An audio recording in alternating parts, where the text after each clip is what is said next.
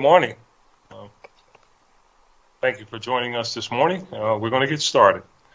But before we begin the public hearing, I'll make the following announcement. Due to the continuing threat to public health from COVID-19, City Council committees are currently meeting remotely.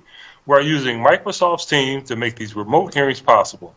Instructions for how the public may view and offer public testimony at public hearing of council committees are included in the public hearing notices that are published in the Daily News, the Inquirer, and the Legal Intelligencer prior to the hearings, and can also be found on phlcouncil.com. I now note that the hour has come. Mr. McDermott, would you please call the roll to take attendance, and members that are in attendance, say a couple of words to make sure that your image is displayed on the screen. Thank you. Councilmember Bass. Good morning, Mr. President, colleagues, and the City of Philadelphia. I am present. Good morning, everyone. Good morning. Councilmember Brooks. Councilmember Dom. Good morning, Council President, colleagues, and attendees. I'm present. Good morning. Councilmember Gautier.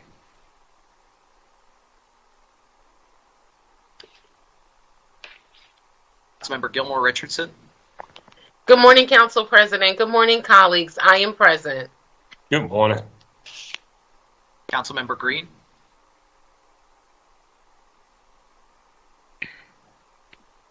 Or Gim. Good morning, Council President. Good morning, colleagues. I'm present. Good morning. Councilmember Johnson. Councilmember Jones.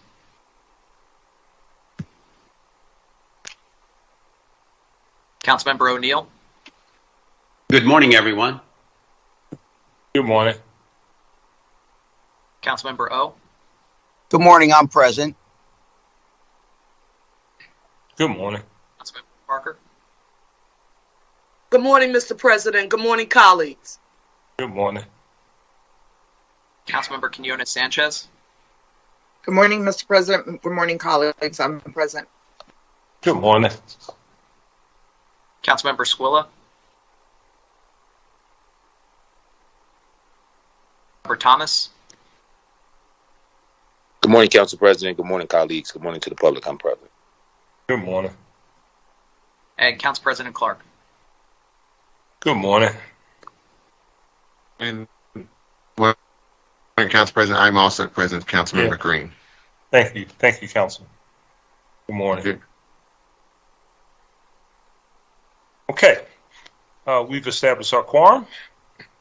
This is the continued public hearing of the Committee of the Whole regarding bills number 220284, 220285, 220286, 220287, 220288, 220240, and resolution number 220300. Mr. McDermott, excuse me, please read the titles of the bills and all the resolution. Sorry. And let the record reflect Councilwoman Gautier is present. Mr. McDermott. Bill number 220284, an ordinance to adopt a capital program for the 6 fiscal years 2023 to 2028 inclusive. Bill number 220285, an ordinance to adopt a fiscal 2023 capital budget. Bill number 220286, an ordinance adopting the operating budget for fiscal year 2023. Bill number 220287, an ordinance amending section 10-1001 of the Philadelphia Code entitled Fees of Commissioners of Records to increase certain fees for the recording of deeds and mortgages and related documents under certain terms and conditions. Bill number 220288, an ordinance amending section 19-1403 of the Philadelphia Code entitled Imposition of Tax by creating a Philadelphia County Demolition Fund to increase and encourage economic development by demolishing blighted properties within the city, imposing a related fee for recorded documents and related items, and making technical changes, all under certain terms and conditions.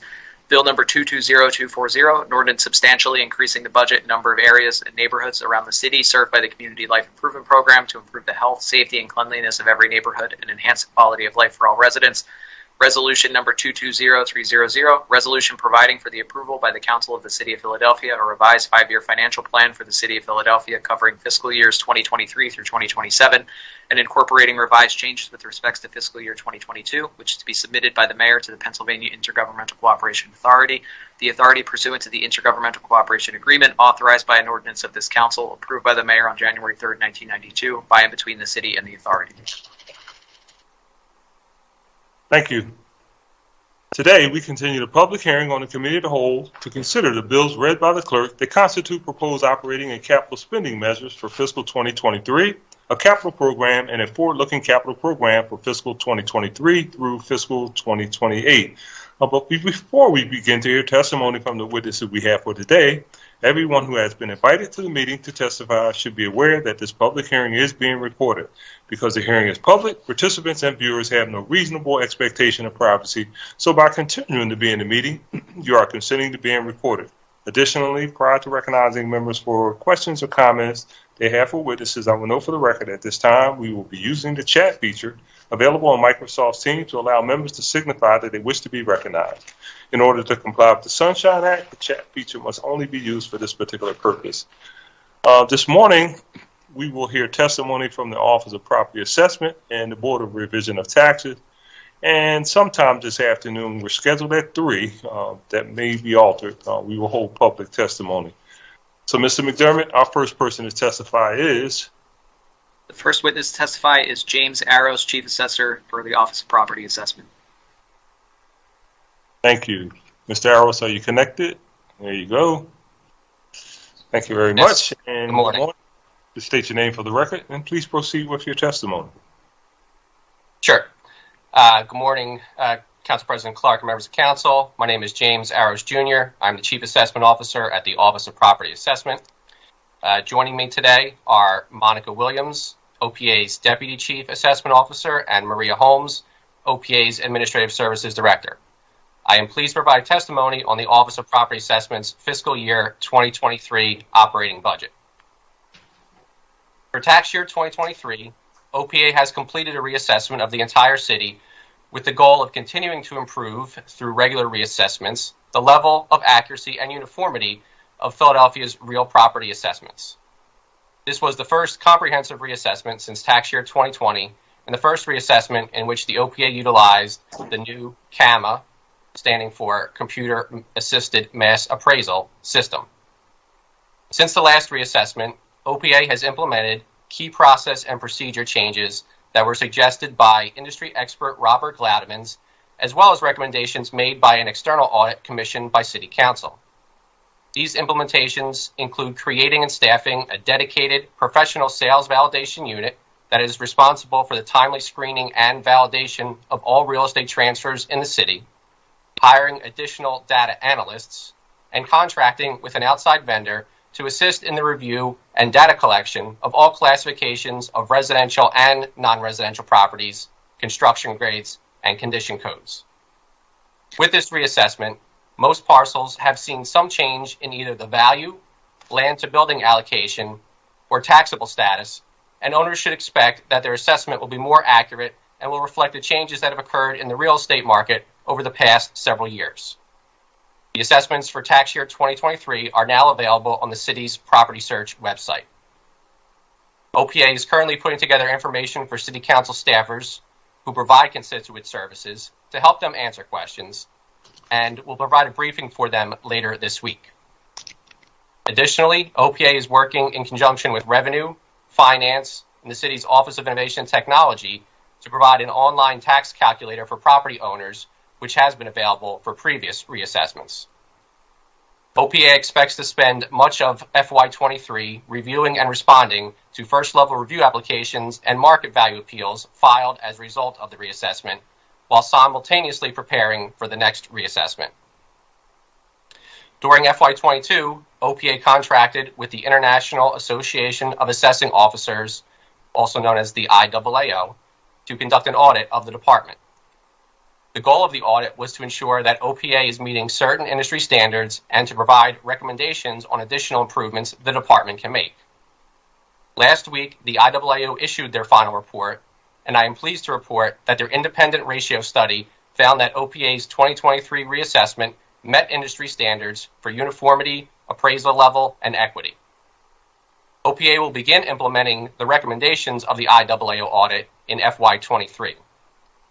OPA expects that the audit will assist in planning future data quality initiatives and to recommend optimal business processes and staffing levels.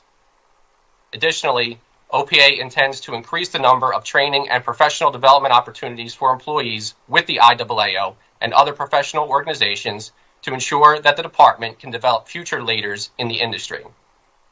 Both the audit and the commitment to professional development are the first steps in the OPA's goal of achieving the IAAO's Certificate of Excellence in Assessment Administration, also known as the CEAA.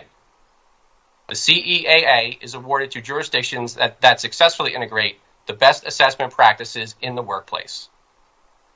In FY2023, OPA will begin working on several additional data quality projects.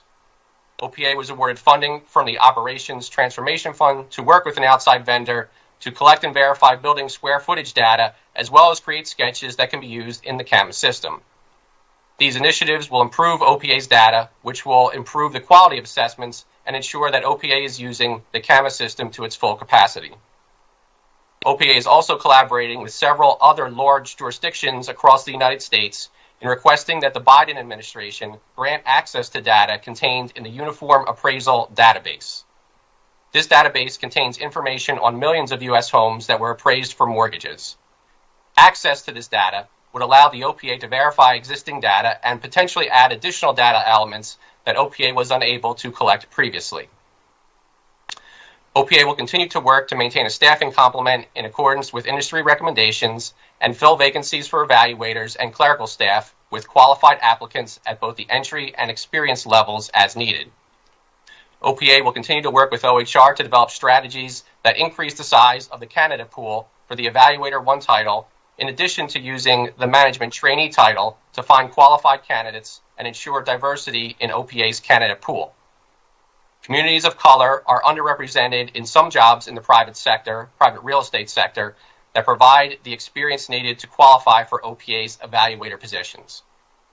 Utilizing the management trainee job title will give the OPA an opportunity to ensure diversity by offering an additional pathway into the evaluator positions. The remainder of my testimony has been submitted previously. I thank you for the opportunity to testify, and I will gladly answer any questions you have. Thank you very much for your testimony. We'll jump right into a couple of questions, and I'll turn it over to my colleagues. So it's going to be an interesting conversation today, as I'm sure you are anticipating. So last week, the administration announced an average increase in assessments of 31% for Philadelphia homeowners. So the question about information and availability of information as people figure out, what they're going to do, what its impact will be, a little concerned. So what's OPA's plan to ensure homeowners, particularly those that have less digital access, because in 2022, we still have a significant number of people that do not have digital access. And also, when will the homeowners receive their property reassessments? And then another part of that question is, how much time will they have to file an appeal? There's some concerns about that also. Sure. Let me try to go through those as you asked them. So as far as the digital access, that's obviously something that we've been mindful of. As I mentioned, the values went up earlier this morning, I believe. So those that have the digital access can start looking at those now. We also have our the OPA hotline, which is 215-686-9200. Folks that don't have digital access or find it a little confusing can call that number and get what the preliminary value is for that for their property if they have any questions. Looking towards the actual notice mailing. So right now, we have said that we expect to mail by September 1st. Preliminary estimates are that we would be likely able to mail before that, so we're probably looking at sometime over the summer. We don't have an exact date for that, as the vendor that handles our mailing, like many industries out there, has run into some supply chain issues, so they have not been able to guarantee us an exact time when they were able to do a mailing. But we did recognize that having homeowners wait that long to sort of see what their numbers would be, we had to make a trade-off. So we did decide to post digitally because that was the one avenue we had currently to be able to put the values out to the public. As I mentioned, we have spoken with council representatives last week to coordinate briefing sessions for staff members for council offices that deal with constituent services. So that way, there's another avenue that folks can get some of the information from. And obviously, we will be available to go to as many community meetings and discussions as possible over the next few months. As far as the the appeals, so the first level review deadline will be contingent on when the actual mailing goes out, but folks will not have a shorter time than before. Typically, it's been at least 4 weeks from the time the notices are mailed that they have the ability to file the first level review. So we wouldn't be shortening that. And for those that can that will look at their assessment on the web, they'll actually have more time than normal to kind of see what their assessment is, as there will be more time leading up to the mailing. Usually the notices, the values are posted online simultaneously with the mailing. And then the BRT's deadline for formal appeals is the first Monday in October. Okay, so let me ask you a question, starting with the hotline, this phone number. What's the likelihood that a person can call, getting an echo? What's the likelihood that a person can call that hotline and get an answer within an hour? I mean, you're talking a lot of folks that are going to have concerns. I mean, are we capable of handling that volume? So that's the number we've used. Traditionally, it's a offsite hosted call center that takes care of calls for both OPA and revenue. That number is the one that goes out on the notices every year. So it serves as OPA information, homestead hotline, and also some revenue issues. And traditionally, I have not gotten feedback that number has caused issues as far as folks not being able to get through. But typically at the start, you would expect there might be a uptick in volume of calls. But that's a number we've used successfully for a decade or so. So I would think they should be able to answer most of the requests. Not to cut you off, Ms. Arrow. So I understand typically what it's been used for other issues. But, we should have anticipated a significant more level of higher volume of calls based on this significant increase. So have we staffed up or have we contracted out, to be able to accommodate this? Yes, we knew it was coming, so. That's a contracted call center that we've had, like I said, for close to a decade now. And we've been in communication with them to let them know the process and how that's changing for us this year. So therefore, they would be able to staff up accordingly or reallocate resources accordingly, with the expectation that there could be an increased call volume as the the values get posted on the web. All right. Okay. Well, I guess we'll have to see on that one. In terms of our capabilities of mailing, and you talk about supply chains, and I understand we may not even have enough envelopes. It's just, I guess that's pretty much a global issue.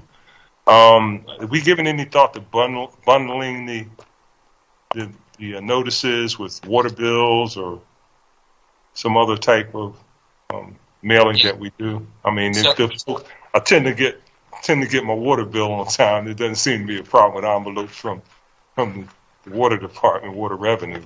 Yeah. So the main issue with the supply chain, as you mentioned, is envelope shortage. I know it's affecting a couple of city departments here and other governmental agencies across the country, which has caused some concerns with elections coming up and mail-in balloting. So it's not local to Philadelphia, but unfortunately it is affecting all across the country, really. We have not had any specific discussions with bundling it with other mailings that go out. Obviously, some cases the water bill may go to a different person than would get the notice.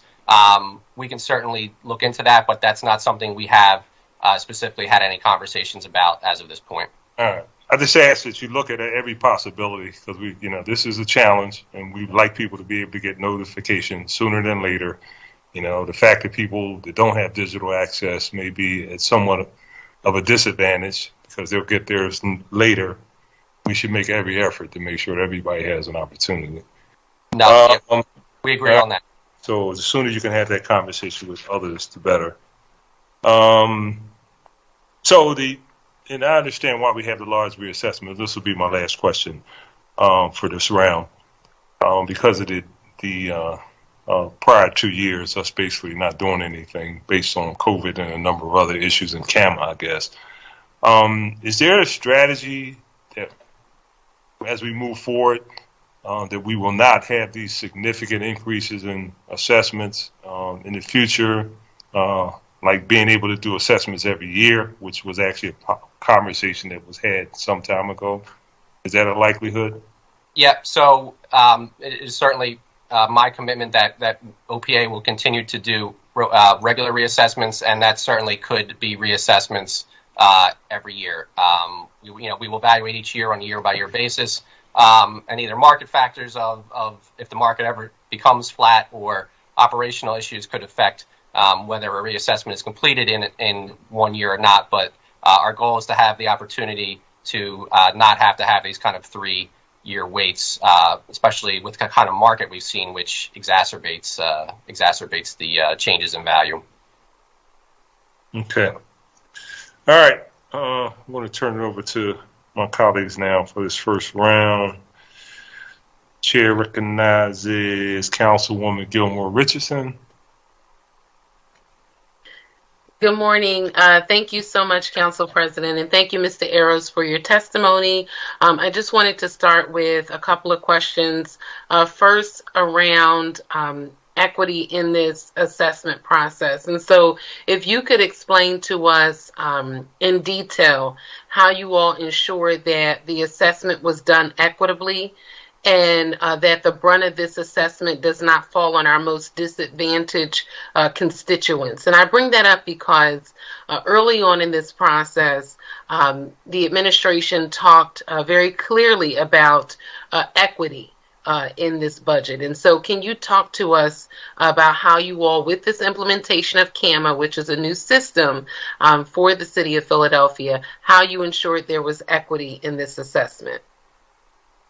Sure. So I think one of the improvements I spoke to earlier in the creation of a dedicated professional sales validation team speak towards equity for the whole city, in the sense that previous to that, sales were done throughout the department by a number of the individuals handling the accounts, and not that created an equity problem, but the more people that are doing it, it can be a little hard to ensure certain standards and procedures are met by everybody that's doing it. So that was one of the recommendations that we were given, I think, in both the council audit and from our external consultant.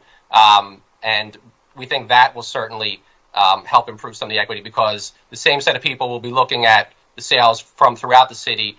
And we expect that if there's any unconscious bias that might be related with either doing sales for properties you're valuing or knowing things about certain neighborhoods, that would eliminate that in the process. As far as, I'm sorry, did you have a follow-up to that? No. Go ahead. Okay. As far as the impacts, obviously, we're trying to get the assessments as accurate as possible without necessarily looking at the level of change. Because, we want to get the number right, and obviously there's whatever that may be. And then the impact, obviously, of those do affect the homeowners. As far as some of the measures on the tax side, I can certainly defer to the Director of Finance on speaking to those. But for us, it was a focus on just getting the numbers as accurate as possible throughout the city. And I think that, as I mentioned with the ratio study that was done externally, I think that speaks to the overall work that we've done, improvement for the city. But we recognize that obviously some of the neighborhoods that might feel a biggest brunt might not see the largest dollar increase as far as value, but percentage-wise could be of some significance. And I think that's why, from the tax side, the administration has been working on what kind of relief measures could be available to help those constituents. And I agree. The relief measures will be vitally important, and I look forward to working with the administration and our leadership team and my colleagues on that. I wanted to go back to a recent report from the Philadelphia Fed, and it found that while equity in our property assessments are much improved following AVI, and I have to say I was here for AVI, I was a LA and council then, but it found, for example, that the improvement in uniformity of assessments was lower in majority Black, low income, or lower property value neighborhoods. The report even stated that quality of assessment in majority Black neighborhoods even became slightly worse post-AVI. It also found that Philadelphia's PRD, and you know that's the price-related differential, remained above the threshold of 1.03 in 2019. And so can you provide us with the coefficient of dispersion and the PRD for this year's assessments? And if so, do they remain below industry recommended thresholds?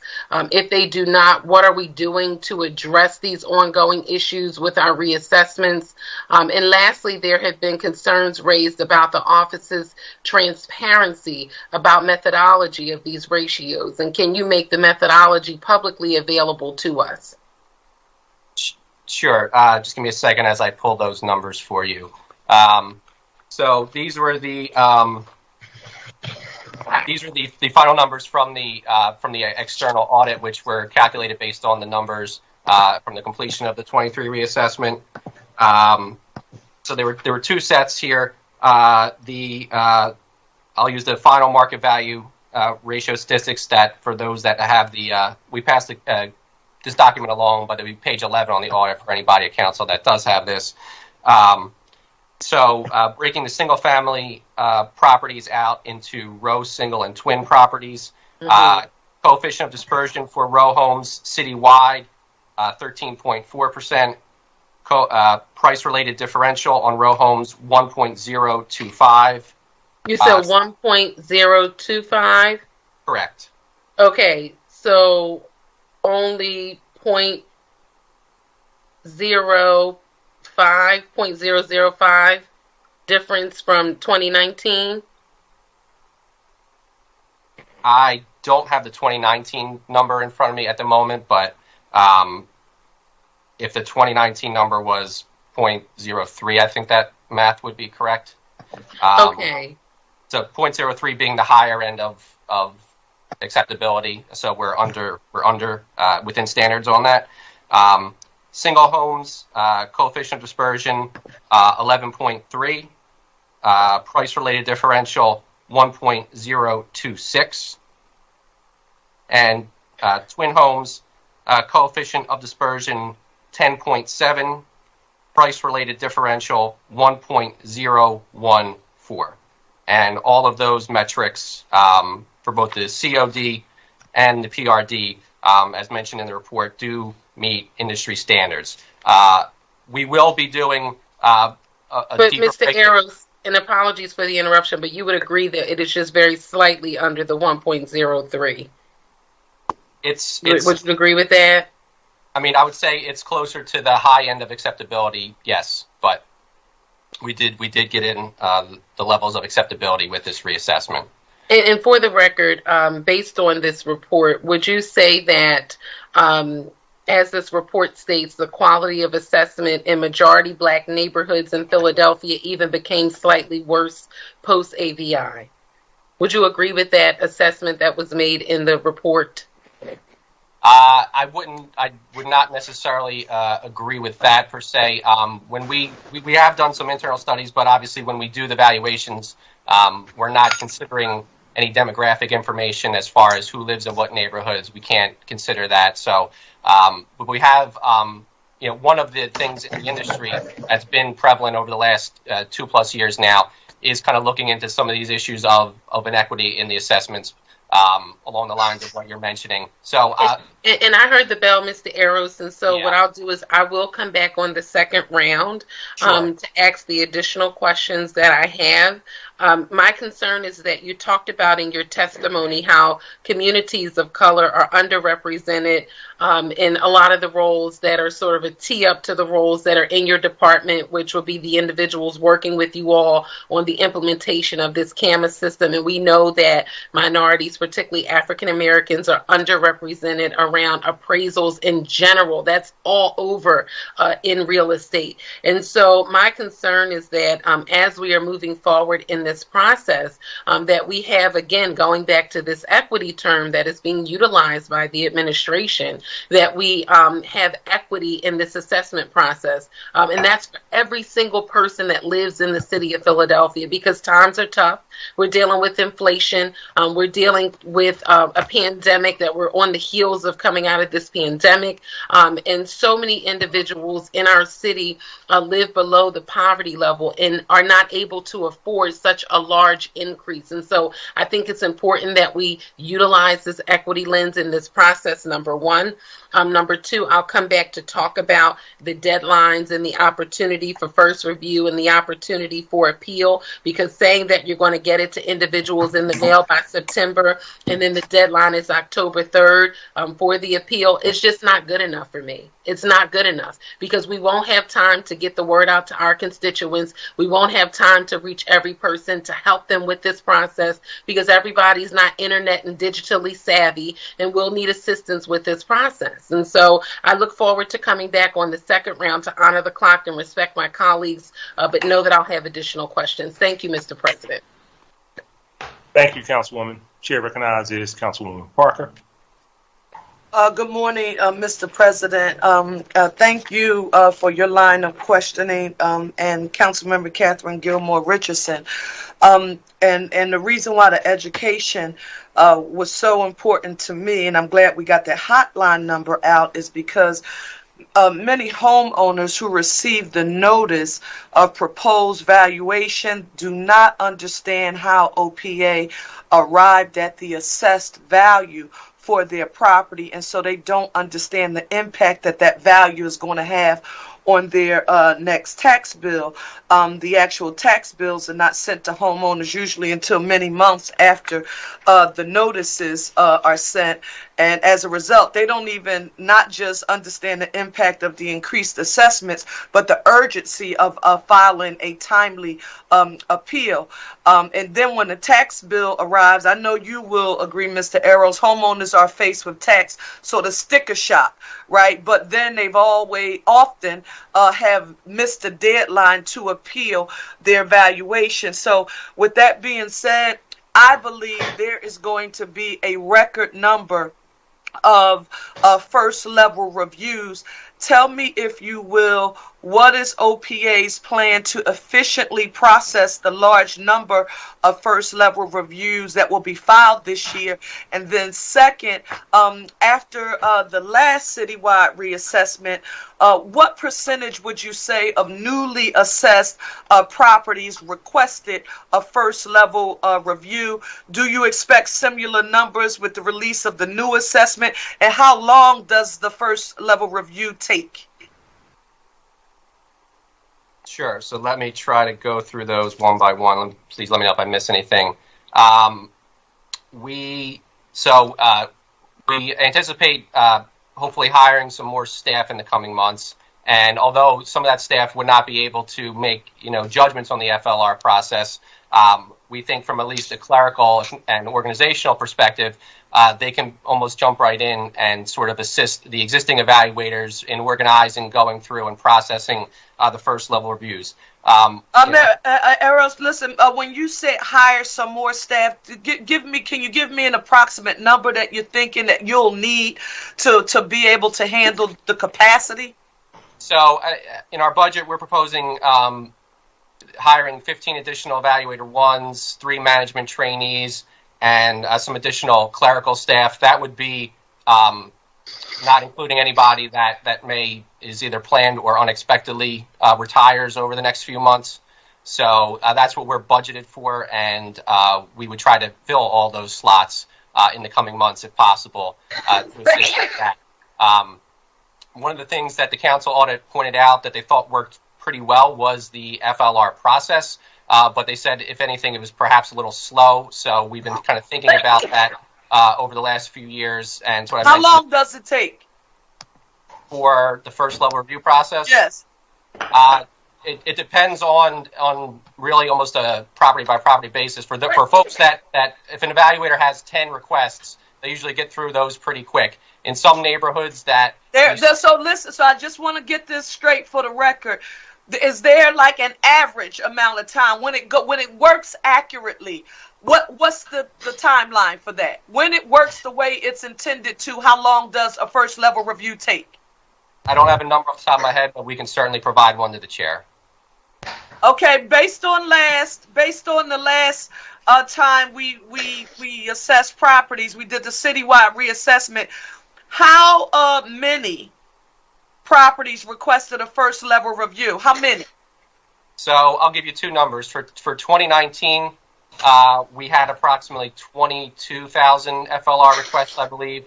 For 2020, which was a trending year, that number dropped in half. That was, I believe, about 11,000 requests. 11,000. Okay.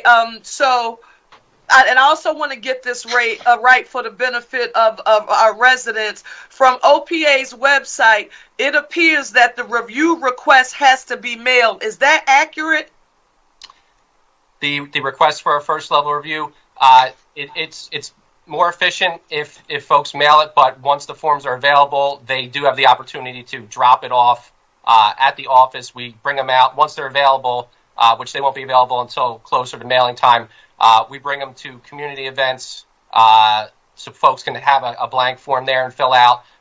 And we would certainly provide blank forms for anybody, such as council office, that wants to have some available to help constituents. So bring them down in person too. Okay, so again, just for the record, the request, it either has to be mailed or they can hand deliver it in. Right now, we do not have a vehicle available online for residents to file. Just want to make sure I'm clear. No, there is no electronic filing for that. Okay, all right. I wanted to get that in. I also wanted to, let me see here. Okay, I'm happy that it's up. We just had somebody to check, because if we were following the letter of the law, I want to just note for the record that the Philadelphia Code, and this is section 2-3052U, it requires OPA to make underlying supporting data, the documentation, the methodology, and any other information that is used to certify each property assessment publicly available by May the 1st. And that information is up now, right?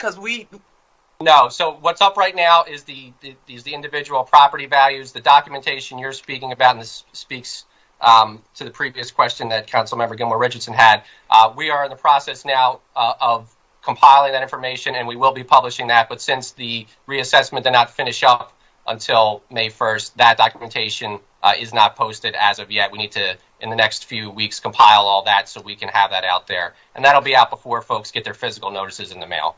Now, just for the record, and again, we get it. It was COVID. We understand why we didn't conduct these assessments. And I know along with all of my colleagues, we partner with you all at our town hall meetings, and I like to get as much information out as we possibly can.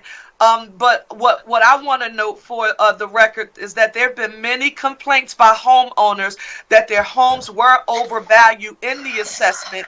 And again, I want to reiterate, that was a problem as it related to that lack of uniformity. And so I want, when you all come, because I'm going to have you out, the staff out at the meetings that I'm hosting, I want us to be prepared to talk about the uniformity associated with the assessment criteria, what you've done over the past 3 years to address those recommendations, the assessment modeling, that all of that be made public, and right now what's being done to increase the transparency of this whole process. And I'll come back on the second round. Thank you so much, Mr. President. Thank you, Councilwoman. Chair recognizes Councilman Jones. Thank you, Mr. President. Probably during this budget process, I think I can say without successful contradiction that you are, at this moment in time, the most hated member of the administration for a period of time. Taxes are never popular, so I get it, and thank you for your service to do it. I want to say that whenever called upon, your office has gone out to the community and actually walked the streets, looked at valuations, so I am satisfied with the level of service, one-on-one, community group by community group, that you do. So I want to thank you for that. Couple of questions. What is the amount of taxable properties, real estate taxes, in the city of Philadelphia? What is the value of it? I remember when we first started what that number was. What is it today? So I can give you the preliminary numbers, which we passed along to council last week. Citywide, overall preliminary market value, and this was taken towards the end, but not at the completion of the reassessment. So these numbers will change slightly, but we'll have those. We'll have that information up to council hopefully later this week. Total market value for the city, approximately $203.8 billion. So that's up, if I recall, Mr. President, from $99 billion when we first started this process. Mr. President, is that about right? Yes, sir. Remember that? That sounds like the ballpark that we addressed earlier. Yes, sir. So we are literally doubled in the amount of value in the city of Philadelphia. My second question. One clarification. I think Mr. Harris answered a slightly different question from what you asked. You asked the taxable value, and I think he gave you taxable and exempt. Yeah. I apologize. Yes. Let me. I think the taxable we have all the universities and everything else. That's everything. Which aren't taxable. All right. I don't have that number rolled up right in front of me, but we will certainly get that as quickly as possible. It's around 153 billion. So we're maybe 50% higher than we were when we first started along this process. And is that due to real sales, comparable sales, and things like that you're basing that on? The current value is as compared to the that first number, the 99 million? Yes. Okay. Yeah, so that's based on changes in the market from when this process first started. So comparable sales, also income information for income generating properties, what kind of rents and income those properties are bringing in, data corrections and updates. So as we fix and correct data throughout the years, and some property, new construction goes up, those sort of things, that all adds value to that total number there. So there's a couple of different things rolled in there, but the number is primarily obviously generated by sales of comparable properties, and for those income or specialty use properties, the income they generate or the cost of construction for properties. So I say that to say that it would have been preferable that we had this information maybe a week, 2 weeks ago, so that we could do our bellwether testing in neighborhoods within our respective parts of the city and in particular parts of our district. But just on a quick cursory review, there are places like that I got the most amount of complaints, the upper Wissahickon area, where a lot of notable commissioners live in the city of Philadelphia. The values are all over the place. And I know the neighborhood well enough to know that a lot of them are single ranch style homes. I cannot understand the variance in some of those properties. If you look at that, that's one neighborhood. The second neighborhood is Winfield, one that is near and dear to Member Gilmore. And in some of those areas, like on Wendell Avenue, the property values on the same block are so different that I cannot understand, having walked those blocks, how they can be that different.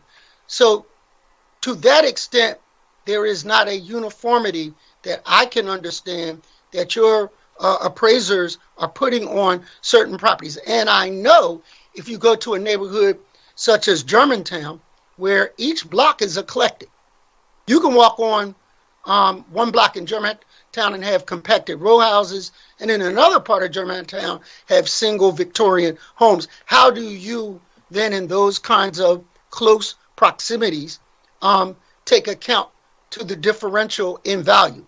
On other blocks, in Overbrook Park, you have homes located in not industrial, but school areas, that those properties may have different valuation, but how do you then drill down to make sure you're not throwing the baby out with the bathwater by way of values?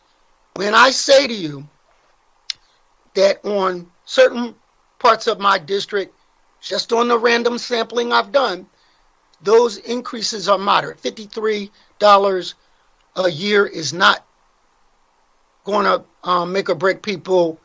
But when you start talking about 50% increases, and I'm looking at them now, I won't say the exact blocks, but almost since 19, closing in on 80% increases. I cannot understand how the real estate market has varied that much. Redfin and other places don't suggest that type of increase. So my final part of that in equity, and my colleagues have talked about equity and in neighborhoods and things like that, appraisals, how they can change the trajectory of entire families and communities based on their fairness or discriminatory aspects. Finally, how much money have you put aside? We usually do about $30 million for those kinds of how much have we put aside for those challenges? So let me go back to some of the points you made. You obviously, we're getting some of our data to council as quickly as possible. And we submitted some initial data last week, and we expect to hopefully have some more this week. And traditionally, we've met with the council folks that wanted to go through some of their own districts individually. They've been in person before. I don't know if we would be able to accommodate in person, but we are absolutely open to having those kinds of meetings, as we have traditionally had to kind of walk through what council folks are seeing with their districts and walk them through the process and any concerns they may have seen that jump up. As far as variance between a property type in a neighborhood, so when we look at sales of singles versus row homes, we try to group those in their own units. So that way we're comparing row homes to row homes, single Victorians, as you mentioned, to those individual properties. And we have the city drawn up into about 570 market areas. So in some cases, we don't look at school catchment districts, for instance. You mentioned schools specifically, but if we can see that there's an influence in a certain geographic area that causes prices to separate even across the street or within a neighborhood, we try to group those properties together as best as we can. And as far as the numbers you mentioned at the end, I think that's more of a tax policy issue, so I'll defer to Mr. Dubois. Yeah, so I think that last question was what we built in for appeal losses. Is that correct? Yes. Yeah. So we built in a substantial increase, but I'll have to get back to you with the exact number. But we are assuming that it's a big loss. All right. Two things. Know that I'm going to request a callback as we start to solidify these numbers to get a better handle on it. The same thing that makes you laugh makes you cry. Property values going up in one hand is a good thing when you start to look at your investment in a home, whether it's your personal home or other homes that you might find as investments. But it's the same thing that'll make you cry if you live in Winfield, you are a retiree on a fixed income, you have this big property, and now you want to ask city to do Airbnbs, which I'm pretty much not so much for, But if you're telling me that because of the fixed cost of your income and cost to have that big house, I may have to consider some of those cases because they have to pay the piper, the tax man. And so I'm looking forward to more information and drill down into these 500 plus marketplaces to make sure it is equitable. Thank you, Mr. President. Thank you, Councilman. Chair recognizes Councilman Don. Thank you, Council President. Good morning, and good morning, Director Aros. Good morning. I think you have a tough job, but I think I view your job as just trying to report the facts, and the administration and council has to deal with those facts and how we can help our residents afford these increases. But I think, as Council President mentioned, a lot of this angst is coming from the fact that we haven't done much in the last 3 years in the way of doing our assessments, and this is a huge catch-up that's really, I think, will hurt many of the people who are on fixed incomes, senior citizens, lower income. And we have to figure out how to help them as best we can and make sure they don't lose their home.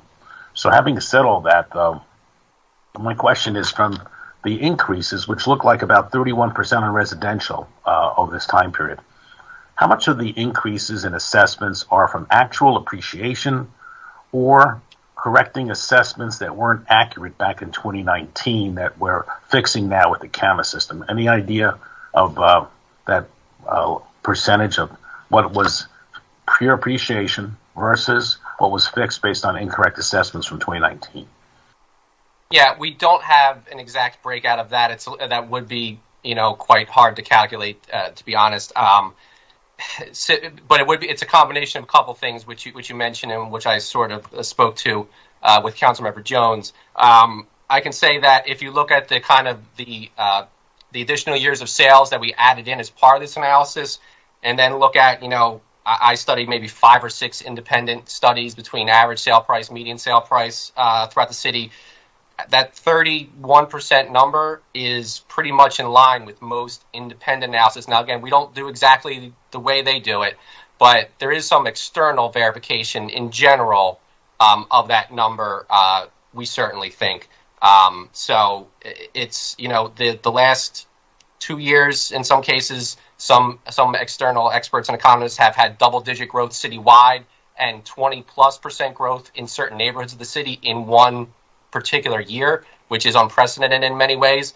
And even when in 2018 into early 2019, I was reading a HUD report that mentioned that city growth was slowing down, and their overall estimate at that point was 7%, which was slowing down at that point. And then the 2 years after that, supply was down, but demand was strong enough that values really went higher in individual years than I can remember seeing it in the last decade, certainly. So that number is reflective, I think, quite close to what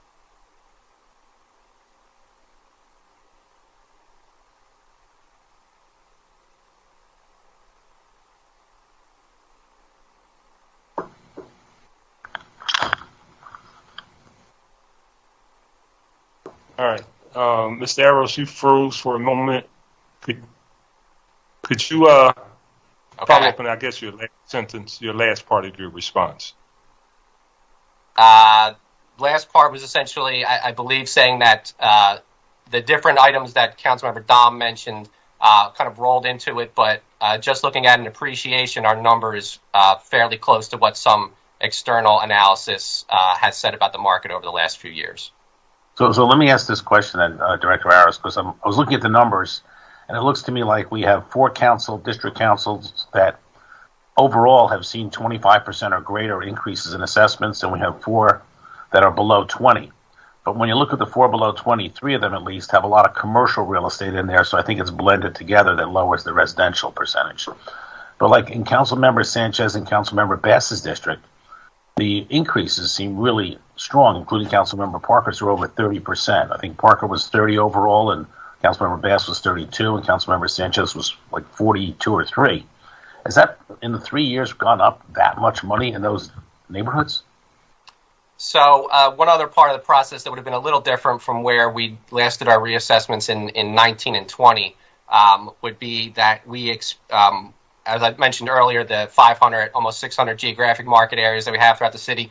So we look at those with every reassessment, and we drew up new zones that included one new zone was primarily Kensington, Fishtown areas, that space, because that was really reacting different than anything else in those zones that we previously had, and also a more dedicated zone for Graduate Hospital.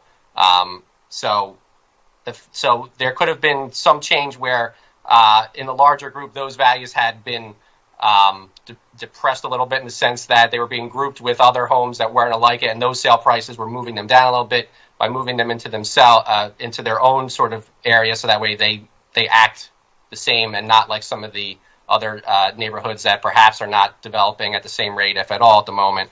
That could account for some of the change as well. But I will say that not for residential properties exactly, but the number I saw a few years ago, this was prior to the pandemic, I think Kensington Fishtown was one of the top 10 neighborhoods in the country that one of the magazines wrote as far as land appreciation in a year or two's worth of time. So when you're looking at percentage, depending on where the values are starting, if your value is starting a little lower, it's easier to get 40% appreciation than if you're $1 million property, let's say.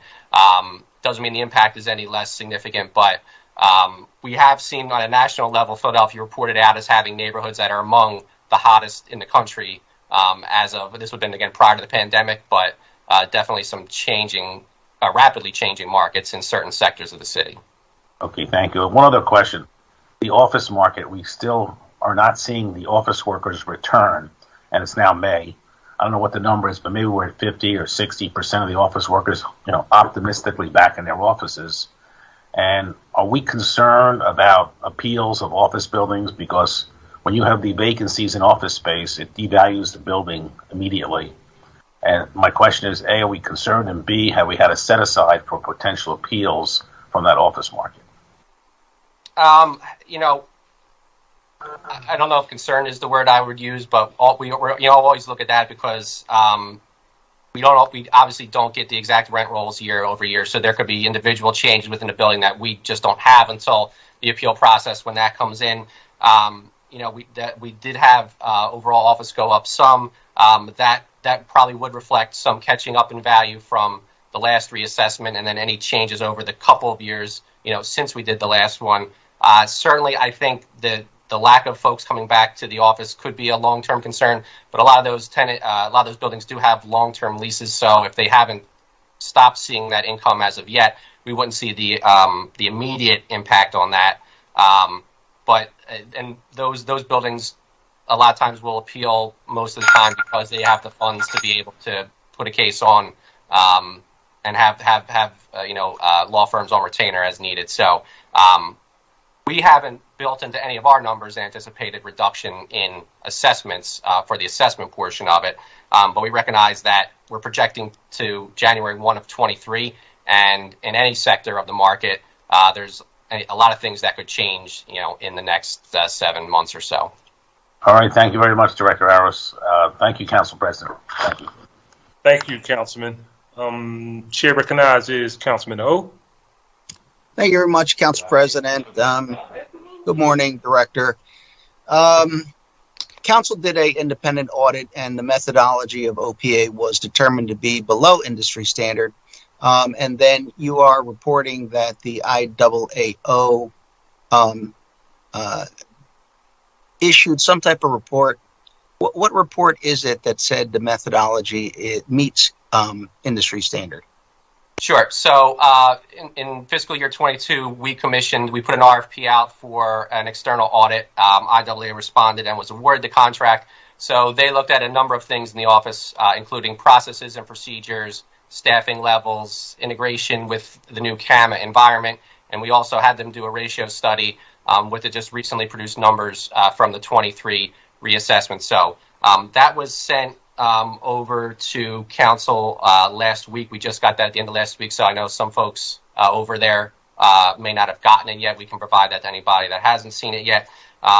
But the IAAO, as the primary publisher, educator, and leader of industry standards in mass appraisal and administration, they're the ones that set the guidelines that if anybody's doing a study, they're using this organization's standards and methodology to make a determination as whether certain metrics meet industry standards or not. So we were able to bring them in, and they did an independent ratio study, several different ratio studies, similar to what was done in the council audit. And that's what I speak to specifically when I say that certain performance metrics, they're the ones that they reviewed. They say that we do meet industry standards based on this most recent assessment that we just finished.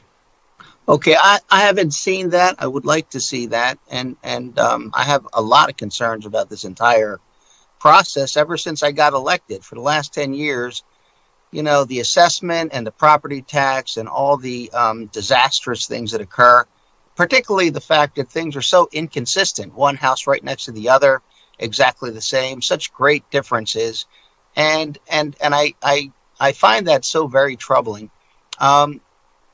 When a property is assessed, particularly a structure on the real estate, you're looking at actual value, which is not necessarily the sales price or anything like that, but you come up with a value, and that value is, in many cases, very high. You're now saying that citywide there's going to be a 31% increase in the assessed value of the structures. But what I never hear is that in the process, there is taken into consideration that the prices are artificially high. In other words, a 10-year tax abatement means that someone is willing to purchase a structure and put a lot of money into it, and then that entity, the price or assessed value is higher because the taxes are offset for 10 years. But the buildings next to them, the houses next to them, end up getting a very high assessment, although, nothing has happened with them. They just happen to be in the same geographic area. Do you take those programs into consideration when you come up with the assessed value? Because I don't think that you do. Yeah, so there is no specific variable in our modeling process that says sale of property that has an abatement or does not. But it is accounted for in another way. So we have condition codes, condition factors on every property that we model. So properties that are newer construction, which are the ones that, again, they may or may not have an abatement, but most new construction in the city that's 10 years old or newer does have an abatement. There's very few that for some reason don't have that. Those sales are in the same model, but those sales are not used to generate the values of, say, an average condition property, which may not have been updated or renovated in 20, 25 years, or a property that maybe is 50 years really before any major upgrades, and what we would call as below average condition, meaning that, if somebody else were to move in, they'd probably want to upgrade most of everything in there, but it's a livable property. When we do our sales analysis, sales of the properties in conditions that I mentioned are used as the factor to determine those values, and what people are paying for those properties that are average or below average condition is what's used to generate those values. The sale price of a brand new construction, whether it's abated or not, there's not a factor we take out of that and apply it to other homes in the neighborhood that are not new construction. Similar for properties that are renovated. That one blends a little more because we come across a fair number of unpermitted renovations throughout the city, and if you don't take out a permit, you can't have an abatement.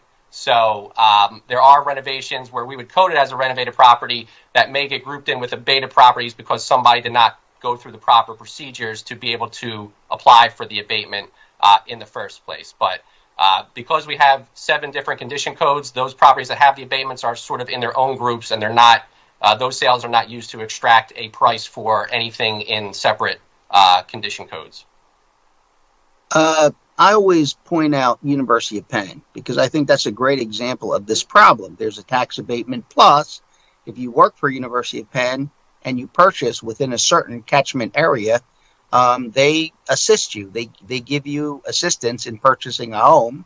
And on top of that, if you can try to get your child into Penn Alexander or any of the other charter schools that Penn or Drexel is identifying as a public school entity that they're going to invest in, those are all calculated into why you would pay more than you should for a house. And the people who do those calculations are pretty smart, and they're usually well educated, and they have a pretty good income. But they live in a neighborhood surrounded by people who have less education, less income, and many of whom have been living in those neighborhoods for such a very long time. This type of thing pushes them out of the neighborhood. And again, if they could get the money for their houses, okay, but they're not going to get the money for the houses because they're overassessed, and they are going to be subject to sheriff's sale and other things. And you know, I have such a problem with this entire process in this city. There are things about Philadelphia, particularly being a city of neighborhoods, being a city that has such old infrastructure, and where, yes, there are homes that are really worth that much, and there are homes that are underappreciated, and people with an astute eye will pay more for that. But there seems to be a very large geographic areas where the population does not have the money, they don't have the ability, the homes that when we look at them, they're not worth anything like they are assessed to be. And I think many of the council members, particularly district council members, have an inventory of contradictions and discrepancies. And myself being an at-large council person, I look at them as well. The appeal process is so problematic when so many people have to appeal these inconsistencies of just shockingly different values on identical properties. And I'm not sure what else could be done, but I do think at the end of the day, there is something that council has to do about this situation. But thank you very much. Thank you, Council President. Thank you, Councilman.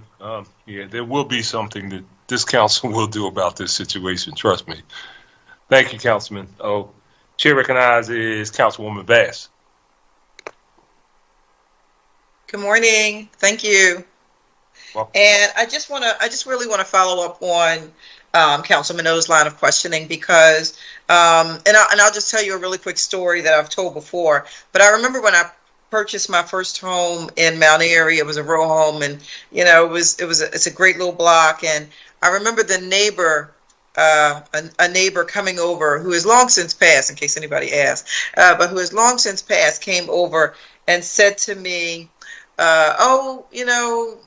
Cindy, you really missed it. We had a guy who worked on this block, who worked for, the BRT or OPA, and he really made sure that our values stayed low, so our taxes never went up. And it was kind of like a situation of who you knew, and that was how taxes were assessed in the city of Philadelphia, seemingly for a very long time, which came out just not too long ago.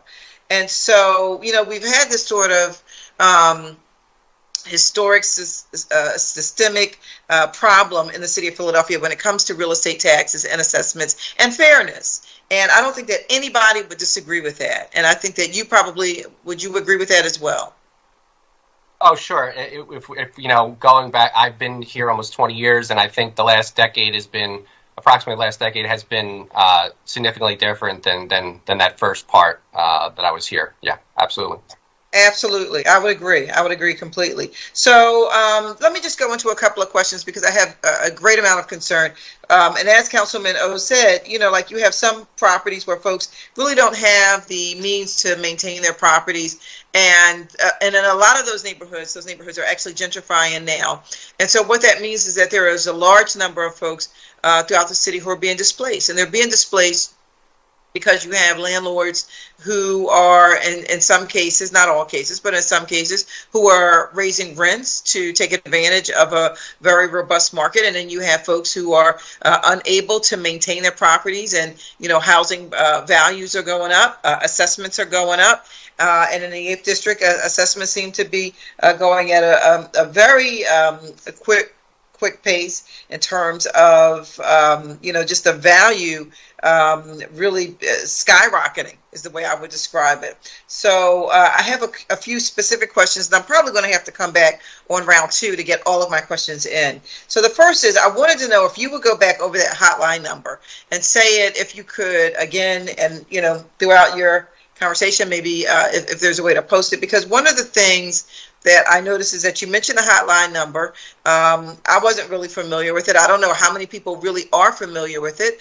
And I think that this is very important information because, as it was mentioned early on, a lot of people really still don't have access, internet access, to be able to just go online and look this information up. So if you would, could you give us that number again? Sure. That number is 215-686-9200. And folks that may not have digital access can call that number and get the preliminary posted 2023 market value for their properties. And then that number is traditionally been on the assessment notices and documentation that has gone out with the assessment. If folks have called what was known as the homestead hotline, they may have used that number before. So it serves a couple different purposes. But today, obviously, I think most folks will be looking for the preliminary value that just got posted. Okay. All right. Thank you very much. And I also want to ask you, just around notification again, is what is, how are you going about, if you could highlight that again, how you are notifying communities, particularly underserved communities, about what's happening? I noticed that you said that your office is available, which suggests that if we host something that you'll come out, you'll present, you'll inform the community, which we always do appreciate. But I really would like to see, because of the importance of the work that you do, I would really like to see something that's proactive on your part beyond what is already happening to touch the community and touch folks. Because, just to be clear, the assessment changes, the resulting tax changes are going to have some people saying, I can't afford to live here anymore. And so this is really, really important that you're touching as many people as possible to let them know what may be coming down the pike so that they can prepare to file their appeal or do whatever is necessary to hold on to their homes. Sure. So as I mentioned earlier, I think we have good working relationships with, I think, most of the council offices. And yes. So, we have several meetings on the books already for Majority Leader Parker's district. She's every year, pretty much, we have folks out there. And we have existing relationships with a number of the RCOs where every time there's a reassessment, they have us come out. In addition to what we typically send in the mail and post online, the mayor's digital team has put additional digital-centered information out there between, social media, blog posts, but obviously understanding that a lot of folks may not really be making use of those kind of avenues. Sure. We've, in our meetings with the AVI Monitoring Committee, Council's AVI Monitoring Committee, we've said we're happy to coordinate with any avenues that Council thinks that we are perhaps not making use of. And there's some additional funding being put aside for overall outreach, which I would defer to Mr. DeBow if he's available to say some more about that. Sure. Yeah, one of the things that we assumed is that we want to be doing additional outreach over the next couple of months. And in the money that we set aside, we put aside money for outreach, including money to let us work with each council member. So we have funds available for that too. So, we are eager to work with everyone on that outreach. Okay. So I'm glad, like I said, I'm really glad to hear that you're willing to work with all of us on outreach efforts and try to reach our constituencies. But I think that it's important that there's a game plan that's really driven by OPA, that really is, a little more independent of what we're doing, what we may be doing. Some members may be doing a lot of activities around this. Some may not be doing as much, but just to ensure that that there is that contact, that there's a touch in every single district. I think is just very important. We're certainly going to be, having you guys out and hosting events, and particularly now that the summer is here, we have events almost every single night. So we'll be expecting you all to be there on a regular basis. But beyond that, how are we going to make sure that you all are connecting? Because a lot of the folks who will be most negatively affected are going to be Black and brown families, Black and brown folks, often living in neighborhoods that are gentrifying. But you're also going to have a significant effect on people who are not minority, and who are middle income and who are barely holding on. So the idea that you can sort of just hook onto a couple of events here and hook onto a few events here. I would just really like to see something from you guys that says we're going to do this. We include council members, but it's driven by OPA. So I think that that's really important, particularly in light of the impact that we know it's going to have, and particularly in light of the fact that we know there's going to be a lot of people who are going to be negatively impacted, and there's no doubt about this. So I'll come back around on the second round for questions. Thank you, Mr. President. Thank you, Councilwoman. Chair recognizes Councilwoman Corona Sanchez.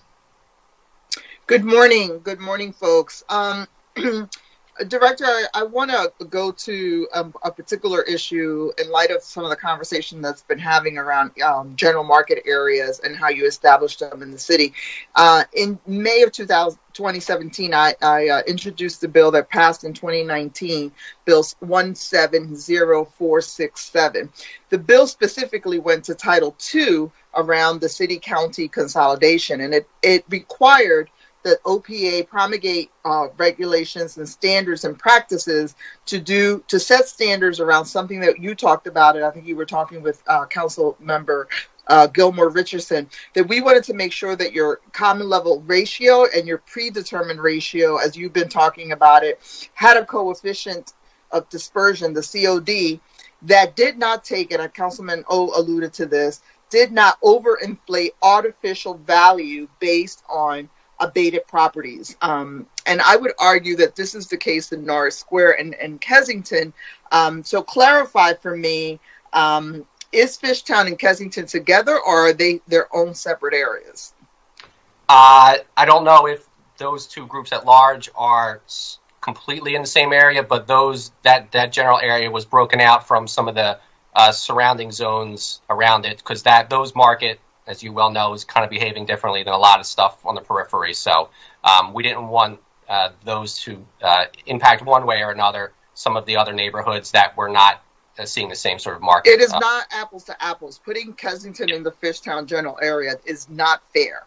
All right. So speak to me how we're going to make sure, as I looked at some of the values, and obviously the increase of 40+% in my district is extremely problematic, because, for instance, in Norris Square, where the average long-term resident's income is about $20,000, as you can imagine, these values of these abated properties at $600,000 coming in, how are you making sure, and explain it to us, because I want people to understand, how do you take a block where you have 400,000, 500,000, 600,000 abated properties, and how do you add that value or subtract that value in your GMA to determine what the level is?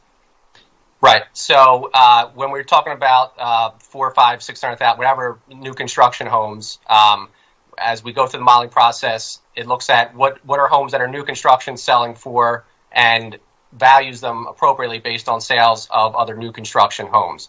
If a property is built 1925 in what we would say is average condition, sales of those properties are compared with each other to see what people are paying, what kind of prices folks are paying for those particular properties, and then that they're valued accordingly. So there isn't a specific adjustment from the new construction homes that is applied or deducted, added, whatever, to homes that are at this point about 100 years old, or give or take, 25 years either way. But those homes are valued separately of the sales. When I'm saying new construction are valued using sales of new construction. Sales of older properties are valued using sales of older properties. So it's what somebody's willing to pay for that, not what they're willing to pay for the new construction up the street or around the corner or wherever, because we have a lot of infill construction, and some blocks themselves are essentially all new construction. So we differentiate between year built and the condition of the properties when we do the sales analysis. So will people be able to see that? So for instance, one of the problems in the initial assessment going back to 2019 was that when you create these market areas, then it becomes an average of bulk value. How are you making sure that that average bulk value, which is inflated, or unrealized value of abatement, is not getting smoothed over to the long-term resident next door? What is the formula that you use?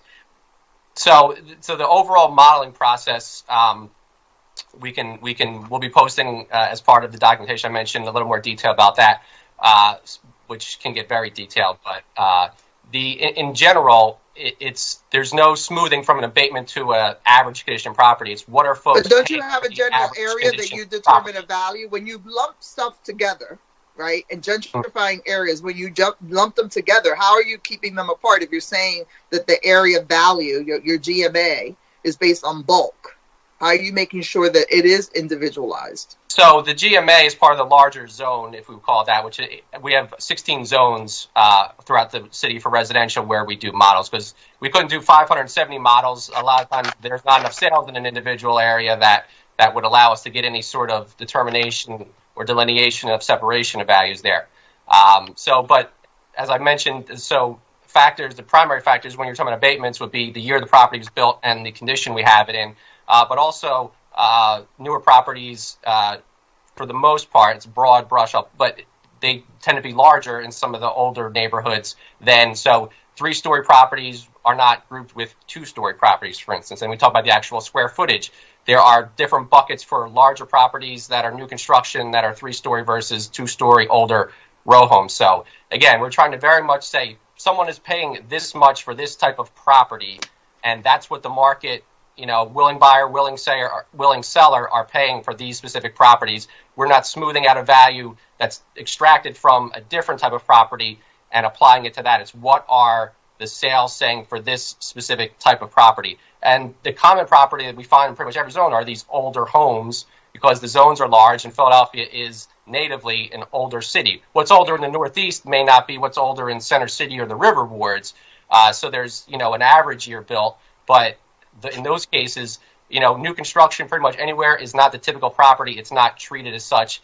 There's not a value extracted from that is applied to other properties in that area that aren't larger, newer construction, little to no depreciation of the actual improvements of the property. So you're saying there's 16 zones, and you're going to confirm with me whether Fishtown and Kensington together, because I will argue that you cannot put, for South Kensington in particular, who gets hit hard, if you're doing your comparables, Northern Liberties and Fishtown, we've already overinflated this market because of that, right? Because of the new construction.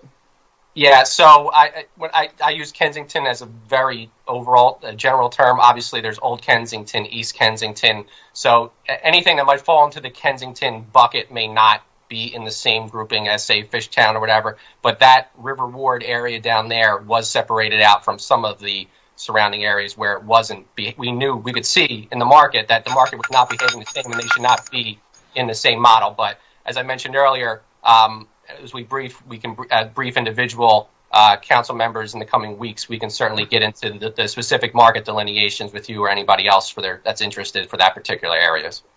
Thank you, and I'll come back in the second round. Let me use this opportunity to pitch the importance of us fully funding our housing counseling and other agencies, which we're going to need, right, to get to all of these long-term residents in South Kensington, where where we see this 40% growth, which is going to impact, as I said, long-term residents here. And so we need to make sure that, as Councilmember Bass said, that there is an aggressive plan by OPA, but we need to look at who our partners are who have done this work, and we need to properly fund them, because we're going to need to go to the streets and make sure people are on Homestead, Loop, and UPA, and all the other plans that we have. And that plan has to be hugely aggressive. This is going to be devastating for South Kensington. And so I'm going to drill down on those numbers, because I think if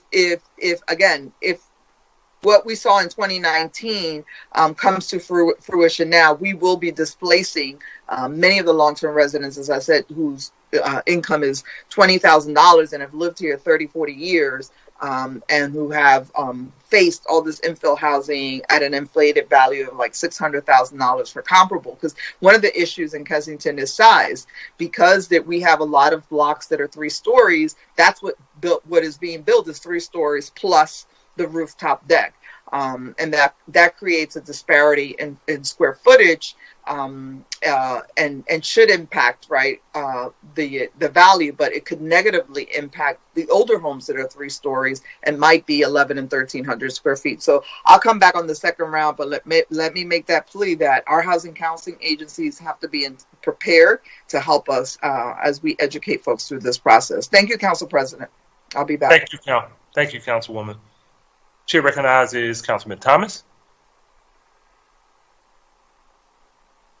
Thank you, Council President. Good morning, everybody. I'm going to jump right into my questions, just so I can try to be as efficient as possible. When we looked at the numbers and where we are right now, I think one of our biggest concerns is basically how OPA confirmed the underlying data that you're using to essentially assess the properties. And when we look at certain situations, I'm wondering, how did the new assessments that we have take into account sales that happened during the last year, right? So when we think about someone, let's say, buying their property for a certain value amount, and the amount that they purchased their house for within the last year or so, our assessment has the value of the house being significantly less. So can you explain that? Because that's a significant concern of mine. Sure. So sales in the last year, and I'll say calendar year 2021, if that makes sense. We cut off our analysis at a certain point. So there's limited data from 2021, virtually no data from the second half of the year that was used to value for this assessment. So the additional sales that we were able to use this time around came from 2018, 2019, and 2020. So in some cases, if there's been sales more recent than that show growth in the market, those would not necessarily have been captured in the values that we have, because we would have stopped we had to stop our analysis in order to start producing the assessment. So there's a little bit of a lag between that, which is talked about in the IAA report as a recommendation as well. But limited 2020. Sorry.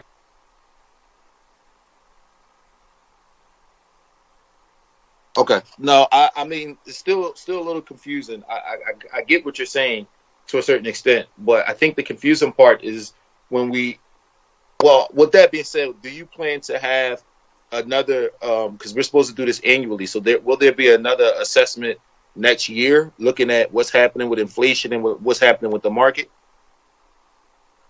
So as I think I mentioned in my opening testimony, moving forward, we will be preparing for the next reassessment, which at this point we'll be looking at potentially doing a reassessment for 2024.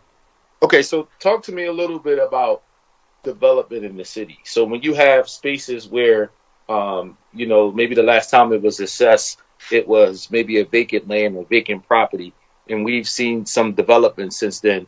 What percentage of those type of properties do you feel like you've gotten wrong? Because I can tell you that just based on playing with the website myself and knowing some neighborhoods and areas that has had a lot of development, we've already seen some mistakes. So think about, somewhere that might have been valued below $20,000 maybe because development hadn't taken place. And, over the last couple of years, we've seen a lot of development. What are you doing about those situations where your assessment is completely off and you're assessing something as if it's still a lot? Right. So in a similar way, but not exactly to what I was just mentioning, there is a lag in assessment. So as development happens, we usually aren't able to pick it up until it's completed and it's a little bit further down the process. How long does that normally take you to pick up? So if someone completed a development project today, when do you think you would pick it up on your end? It would vary, but I would hope we would pick this up in the next 4 to 6 months. There's not a specific timeline that I would say it has to be picked up by this or that, but we certainly try to react as quickly as possible when we know that work has been completed on a property.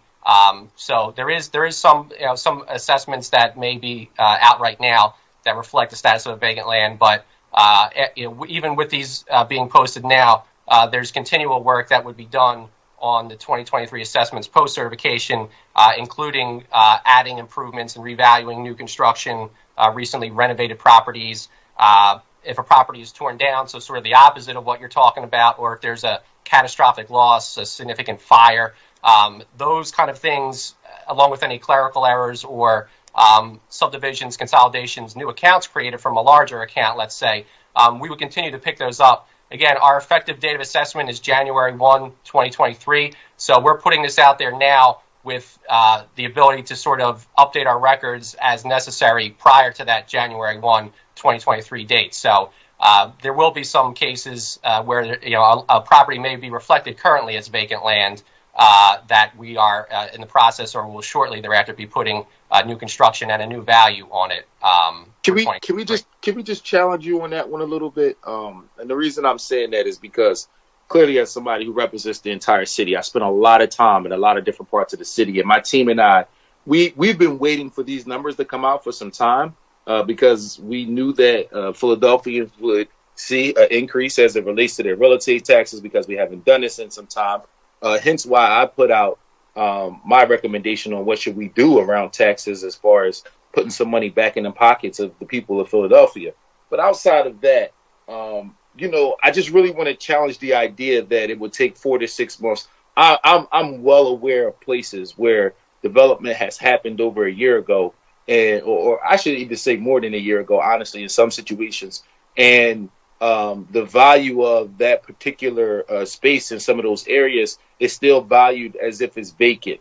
We want to make sure that we're getting this thing right. I think I heard one of my colleagues talk earlier about how you could walk through an area in Germantown and one house be, fully renovated and developed nicely and another house still be vacant. I know we have a lot of protections in place for longtime homeowners as well, too. But I think that similar to what some of my colleagues talked about, I think we have an equity issue that we're looking at. And I'm not saying it's intentional, right? But what we're looking at situations where often people who don't have the resources or ability to essentially fight for themselves or recognize what's going on are unintentionally displaced, while others who do have resources, for whatever reason, we're not assessing everything the right way we should. So I'm hoping that you can at least give us a plan for how to specifically attack this idea of new development and make sure we're getting it right, because that's one area that I've seen where we essentially haven't. So if you're open to that, my office would love to work with you to help identify some of these places and to be able to make sure that we're getting it right and we're doing it through an equitable lens. Absolutely. We have a standing relationship with a number of council offices on issues like that, where they want to reach out and bring some stuff to our attention, just to touch base and see where we are. And happy to start that relationship with your office. Thank you, Council President. Thank you, Councilman. Chair recognizes Councilman Squilla.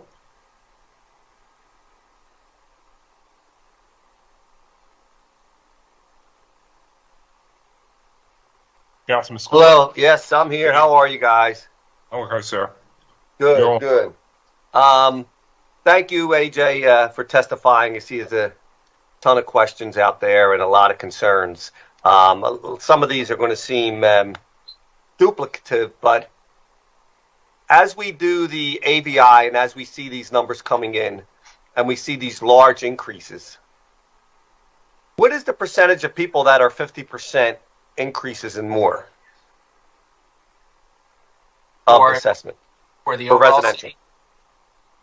I don't have that number handy, but we can get that to the chair quickly. Okay. The reasoning is that 50% triggers the requirements for LOOP, long-term owner occupant program. Understanding that those people are going to be eligible if they're there 10 years or longer and depending on their income. That also is going to be money that comes out of the total budget. Do we know how much we have budgeted for an increase in LOOP? Yeah. So, as you know, LOOP has a cap of 25 million a year. One of the proposals we have on the relief side is to take that up to 30 million, so there'd be an additional 5 million a year.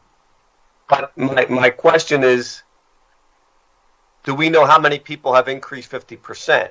So that we don't know if that's enough money or not. And if we include a large number of people, that's going to cut off all the people who are in LOOP now, and they're all going to pay an increase in taxes also.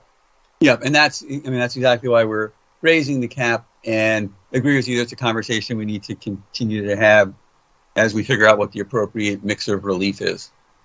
Well, all right. So we will be getting those numbers then shortly, because I did see citywide, and it seemed like it looked like 151,000 or 152,000 were greater than 50% of increase. I think the preliminary number I had seen was a little bit less than that, but we're in the process of rolling up all the final values now, so we'll have a better estimate of that in the next few days. All right. Well, even say it's 100,000. If you have 100,000 households eligible for LOOP, that's going to be a big increase in the maximum number for. I'm sorry, I didn't realize my camera was off. You're back. Thanks. That's going to be a big increase and we're only adding $5 million to the total. So we have to somehow figure that out, what that assessment would be and what the tax value would be on just for people who are eligible for LOOP. And so I think that's one thing. The other thing is we talked about, and you heard about senior freeze and the increase of PaceNet. Do we know what the eligibility for senior freeze would increase with the PaceNet number being moved higher? So we're assuming that the senior freeze cost goes up about on the city side about $6.5 million a year. So about $32 million over the life of the plan. All right, and that's for people who would be eligible. Yes, that we see there, and that's a guesstimate, right? Yes. All right, and I heard people mentioning the amount of appeals. You had said first level review is going to be you have at least 30 days from the time that the people receive their mailer. Right, and then October 3rd is the last day to appeal for the BRT appeal. Are we projecting a 20% appeal rate on this year's assessment? Roughly, yes. That's in dollar amounts. And this goes back to the question that Councilmember Jones asked. That's about right. It's about about a $19 million hit.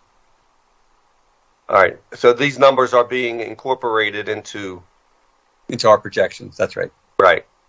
And what is the average median income from this assessment where we could base our homestead off of? I'm sorry, average median income. You meant average median value. Value. Yeah, we're in the process of calculating that now. That number we should have soon, but we don't have the final number as of yet. Because that would determine the increase, how high we could increase the homestead, correct?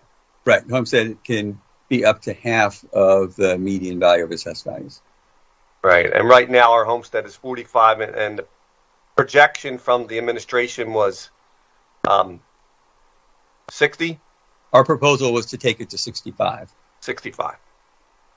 So that would be for people who, just for the record, so people whose assessment happened to increase by $20,000, if the homestead was increased by $20,000, would be a net equal. That's right, if they have a homestead. If they have a homestead. If they don't have a homestead yet, they could see a $65,000 increase in their assessment if they had a homestead and not see an increase. Now, in the past, we spoke about during the challenges with AVI initially, we talked about phasing in, and we also talked about having a cap on how high assessments could go per year. And both of them, at least from the administration standpoint, saying that they were illegal or they would be challenged somehow. How would a cap in this case, and the cap said it wasn't necessary in administration, Rob, you were there at the time, it wasn't necessary because after the first initial increase, we were told that the maximum would be 3 to 4% per year. So you would never have to need a cap because it would not go over that amount. Now when we see these large increases this year, why would a cap not be illegal to put so that we could protect our residents from these large increases that we're seeing now? I'll defer to Drew Aldinger from OPA, who's actually a lawyer. I would just be pretending to know the law. So I'll ask Drew to weigh in. Thank you, Mr. DeBow, Council Member Squilla. So the concern would be there's the uniformity clause of the Constitution of the Commonwealth that requires uniformity of taxation, which basically means the assessment ratio has to be uniform for properties throughout the city of Philadelphia. So for the properties, all properties that are worth $100,000 should be assessed at $100,000 and should be taxed the same. And there is no, and that would be true, so if a property was $100,000 before and stayed at $100,000, it should be assessed and taxed the same as a property that went from $50,000 to $100,000 because they're both worth $100,000 today. The Constitution does have, uniformity clause does have exceptions that allow for abatements. It allows for the homestead exemption and it allows for the loop exemption, but there's no such exception in the uniformity clause that I'm aware of that would allow for a cap or for a phase-in. All right, and I know that we needed state authority to put these exemptions in, and so therefore state enabling legislation was necessary. So are you saying that if the state had enabling legislation that would allow us to do that then we could then proceed with some form of a cap on our assessments? Sure. So I'm not certain that state enabling legislation would be enough. It might have to actually be an amendment to the Constitution, to the uniformity clause, just like that's in there for a loop in the homestead exemption. So they did that for that also. So I'm sure if they did one, they could do them both. So all right, I know that a lot of people have second round questions. I'll come back on the second round and be happy to continue the conversation. Just one point of information on what you mentioned earlier, Councilmember Squilla, that whatever that number, we'll use 100,000 for the increases. That would include potentially properties that are already in loop that have an increase because new construction or abatements or other exemptions that would therefore not make them loop eligible. So the universe is smaller, but we didn't break those out when you kind of look at those numbers of people that are already in or would not be eligible. Yeah, and I think we need to know those numbers before we could actually sit down. I mean, that's a problem with having these numbers so late and then having a short time period to review and then also have a short time period to review. We have to really get in touch with our constituents to get that information out there so they are prepared to handle this the best they can. So I'll come back in the second round. Thank you.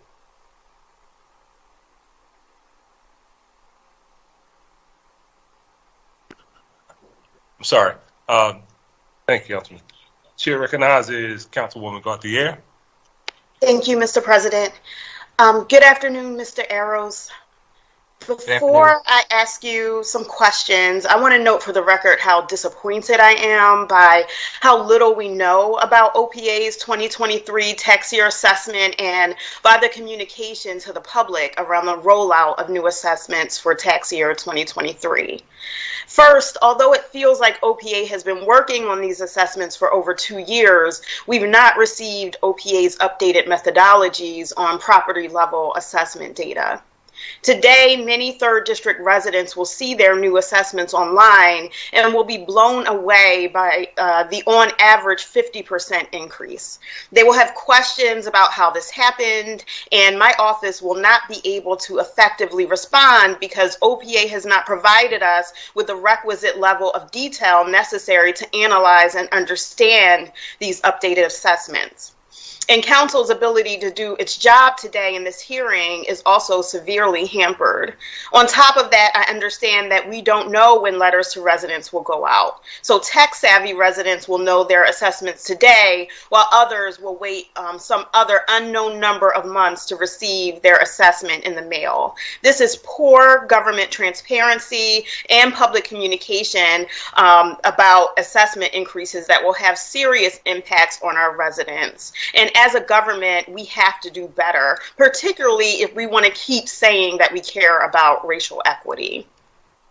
The residential assessments for the 3rd Councilmanic District have increased by 50%. Broken down, that is 94.97% for land and 42.64% for buildings. Citywide, the residential increase is 31.12%. Broken down, that is 19.87% for land and 34.28% for buildings. Can you explain why residential assessments increase astronomically in my district, especially in light of the fact that the sales comps you use didn't even take into account the super hot property sales in 21 and now 22? Sure. So I can speak a little bit to some of the numbers that you just mentioned. Obviously, as I mentioned to some of the other questions your colleagues had, approximately three additional sales years of data were used for these assessments that were not previously used. And so new assessments for any district, but obviously concerning yours, would have captured changes over those years, as well as any, I would say, underassessment if those existed in some areas. That would also kind of be caught in the increases that we see here. Specifically on the, you mentioned the land assessment. So one of the concerns that council members had, and I think was mentioned in the report from a few years ago, was the methodology for valuing land as it's considered attributed to a property that has a building on it. So in order to simplify and still meet industry recommendations, this year OPA moved to assessing, we start with the overall value, but then allocate 20% of the value to the land for residential properties. So in an area where the average, percentage was 15%, going to 20 would see some shift. It's not an individual increase in the overall market value because that's taken from the overall at the start, but that could account for, if you do some of the math, what the average was before and average now at 20%. It could explain some of that individual shift that you mentioned. But overall, it again, capturing sales data, updating some characteristics on properties, and reviewing our market areas are the three main reasons that would speak to most of the differences that folks are seeing right now. Okay, thank you. I'm glad to hear more money is set aside for outreach, and Rob's point about setting aside funds to work with council offices. But to Councilmember Bass's and Councilmember Quinones Sanchez's point, we need OPA and the city to spearhead your own community outreach that is more systemic than a community event here or there. This is something that council also pushed several months ago in a hearing about property taxes. There are huge equity issues here as it relates to having the time and the means to appeal value. So will OPA and the city commit to developing a more robust outreach plan?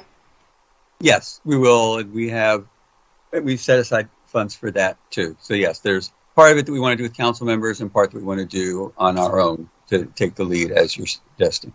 What is that going to look like? We're still putting that together, but we will give you all the details as we have them.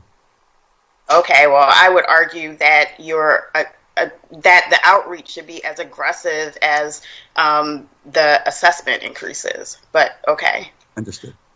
I'm very concerned with our ability to do targeted outreach to homeowners.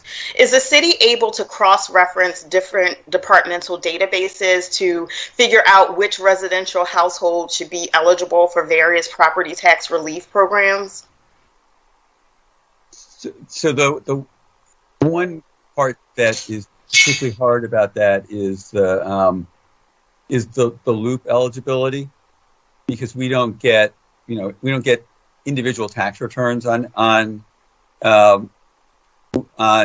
wage taxpayers. We get them from employers, so people will have to get that through people's applications.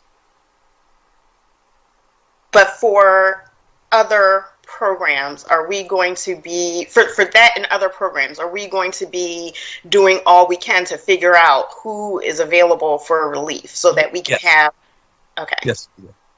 Following up on Councilmember Quinones Sanchez's points, I'm putting on record that I'd like to receive a detailed breakdown of the geographic zones in the 3rd Councilmanic District, as well as the coefficient of dispersion and the price-related differential for the geographic zones in our district across property classes. After this hearing, can you give us these figures in writing for the 3rd District?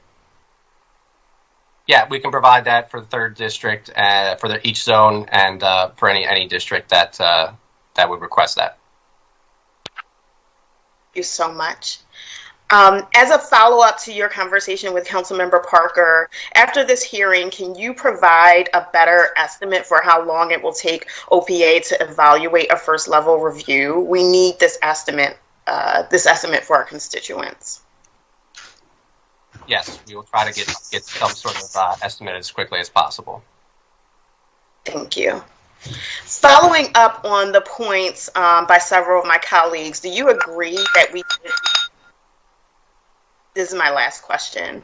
Do you agree that we should extend the deadline for first level review to a date that is significantly later than 4 weeks after the receipt of mailing? I think we can definitely have that conversation. The issue with saying when the deadline would be we don't know exactly when our vendor will be able to send these out yet, but the earlier the better, and the earlier it is, the longer we may have to be able to extend that deadline, as well as the BRT deadline. Well, we can't extend the BRT deadline, but they would also have that deadline in October as well. Do you agree that it's not our residents' fault that we don't have envelopes? I would not blame the residents for that. No. Okay. Well, I think that we should significantly consider extending that deadline, given that it's not the residents' fault that they're going to receive the mailing late. Thank you. Thank you, Council President. Thank you, Councilwoman. That is definitely not the residents' fault, I'll tell you. Chair recognizes Councilman Johnson.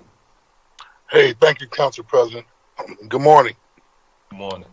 Just have a couple questions regarding the recent 2022 International Association of Assessment Officers audit of OPA. We just received a copy of it at the end of the day last Friday.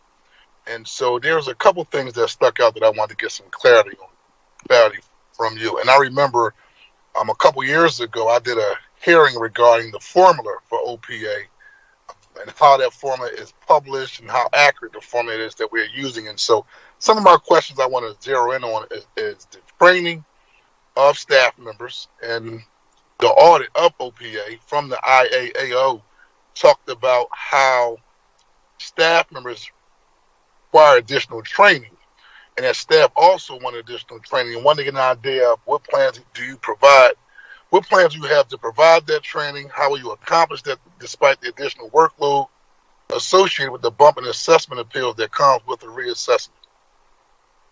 Sure. So one of the things mentioned in the audit is a long-range planning document. So we just got the audit ourselves. So we'll be in the preliminary stages very soon of starting that. Training is, with the pandemic, it's given us the opportunity to do things virtual, which makes it a little easier to schedule. But sometimes folks might need a refresher course. If their virtual learning is not as strong as in person. But we do have the ability to schedule trainings more frequently. So over the next coming weeks, I know we've gotten a couple requests for some retraining and some additional classes that we haven't offered yet. We're in the process of scheduling those. As I mentioned in my original testimony, we also plan to offer the ability to have those that are interested on the staff the chance to take some classes that are offered outside of normal training here in the department for our processes and for their state certification. So a lot of those would be offered by the IAAO, but they're not necessarily need to all be IAAO classes. But we have allocated funds in the budget this year to pay for some of that, because previously that kind of training and education would have been paid for mostly out of pocket by the individuals. So we don't want that to be a barrier for anyone here that wants some additional training. As I said in my original testimony, we want to be able to develop future leaders of this department, of this industry here. So we're making that available. And I think that's key for us to build confidence with the constituents that we represent, particularly around this issue. Some people think that, again, the process is flawed because on one side of the street, a house is valued at one amount, on across the street, another house is valued at another amount, or we've had people who talk about how they're drive-by assessments, right? And without going into a person's home, how can you really tell the value, or just pulling permits from L&I? Does that really give you the true value of a person's individual property? And so I think that training component from a transparency and accountability standpoint for the constituents in which we represent, I think is key. But also, let's talk about the issue of accuracy. One particular issue regarding accuracy found by past audits is that assessments were evaluated as acceptable, accurate on a citywide scale, but once you look at individual areas within the city, accuracy fell well below industry standards. So give me an idea of how you have successfully addressed this specific problem. Sure. So if you look at our performance metrics prior to this reassessment, which I believe we included in our original budget submission, you can see the numerical difference of the citywide overall. We're still in the process of doing them on an area by area basis. And while I would say that the assessment of the overall assessment is to be done at a citywide basis, we certainly look to drill down into each area and see where we've made improvements. Preliminary indication is we've made improvements in most areas of the city, but we'll be running those final numbers very shortly, and that'll be all part of the documentation that we publish that wraps up and includes some of the methodology you were speaking to regarding the reassessment that'll be coming in the next few weeks. And let me ask you this before I get to the next round. So if property values, we're going to do an increase for 31%, right? And when you look at the last assessment, which was home values are going up on average of 16%, how do you explain that jump? So last assessment, was that 2019 you're speaking about? Yes.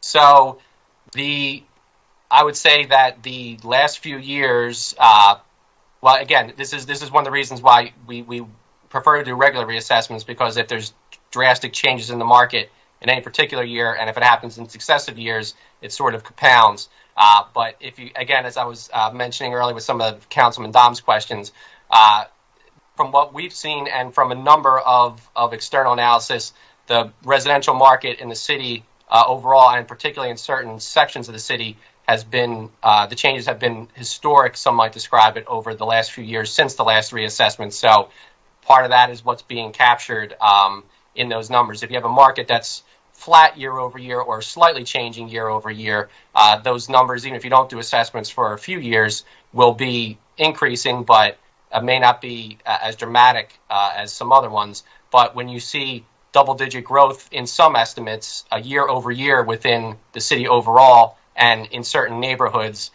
that leads to leads to a change around the number that we have talked about so far, that 30%.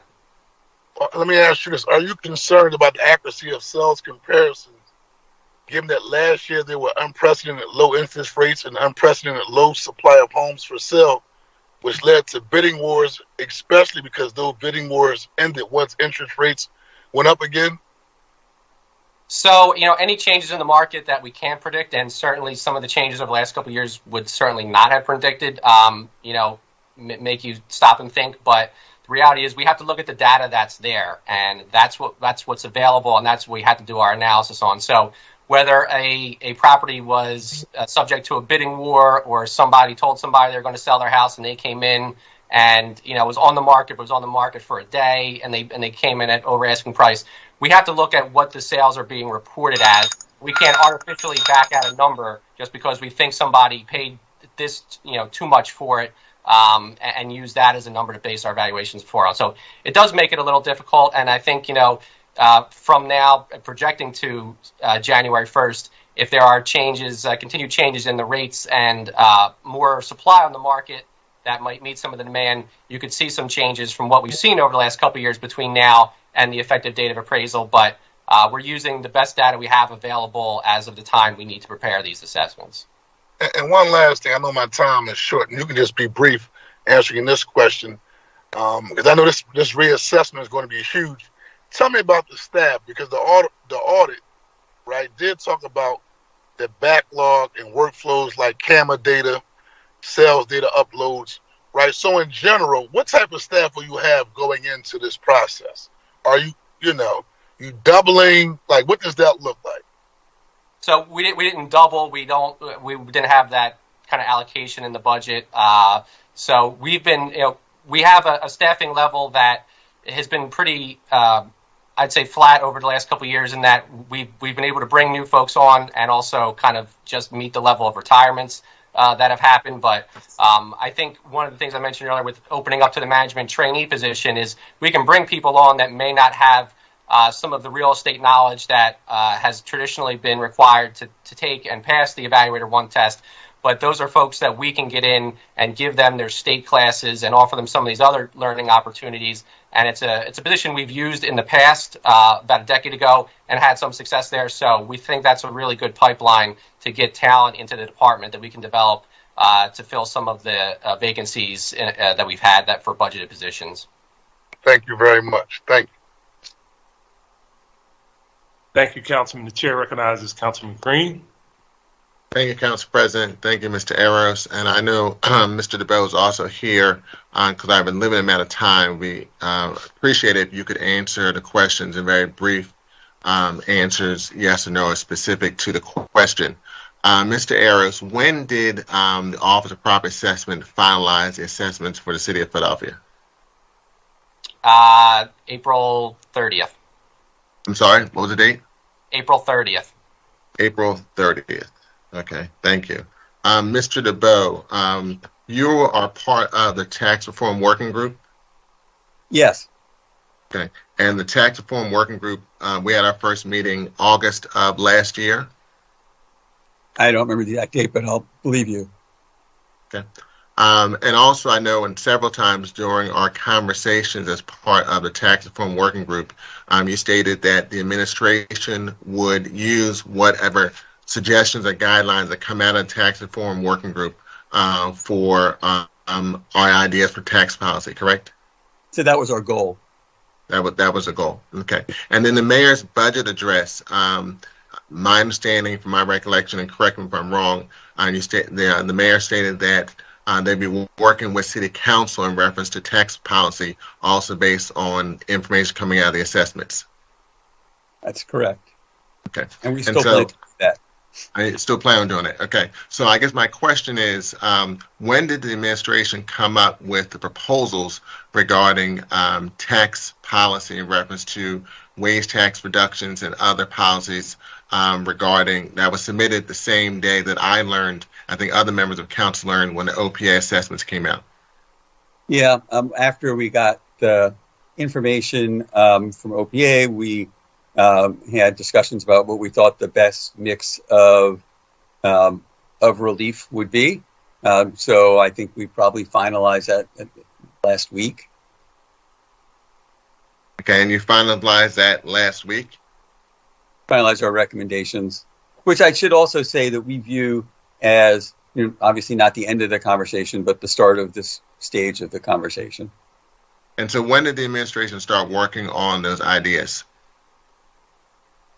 Well, we've been talking about ideas since the tax reform working group started, but really in terms of honing in on this set of proposals, it was when we got a better sense of what the increases would look like.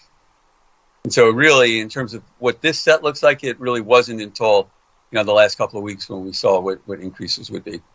So when you said the administration was talking about ideas regarding these policies, that was internal to the administration, because in our various meetings, both with members of council who were part of the tax reform working group and members of the public that were part of that discussion, the ideas from the administration were not presented because they said on numerous occasions, in fact, you yourself on behalf of the administration said on numerous occasions that you'd be working with this group and members of council before any policies came out.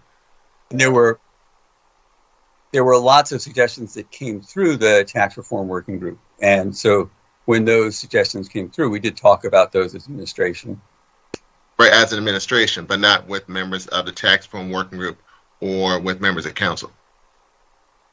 We were involved, if you remember during the tax reform working group, there were breakout groups, and we had discussions with members of those breakout groups about ideas for tax reform. So yes, we did talk about it with portions of the group.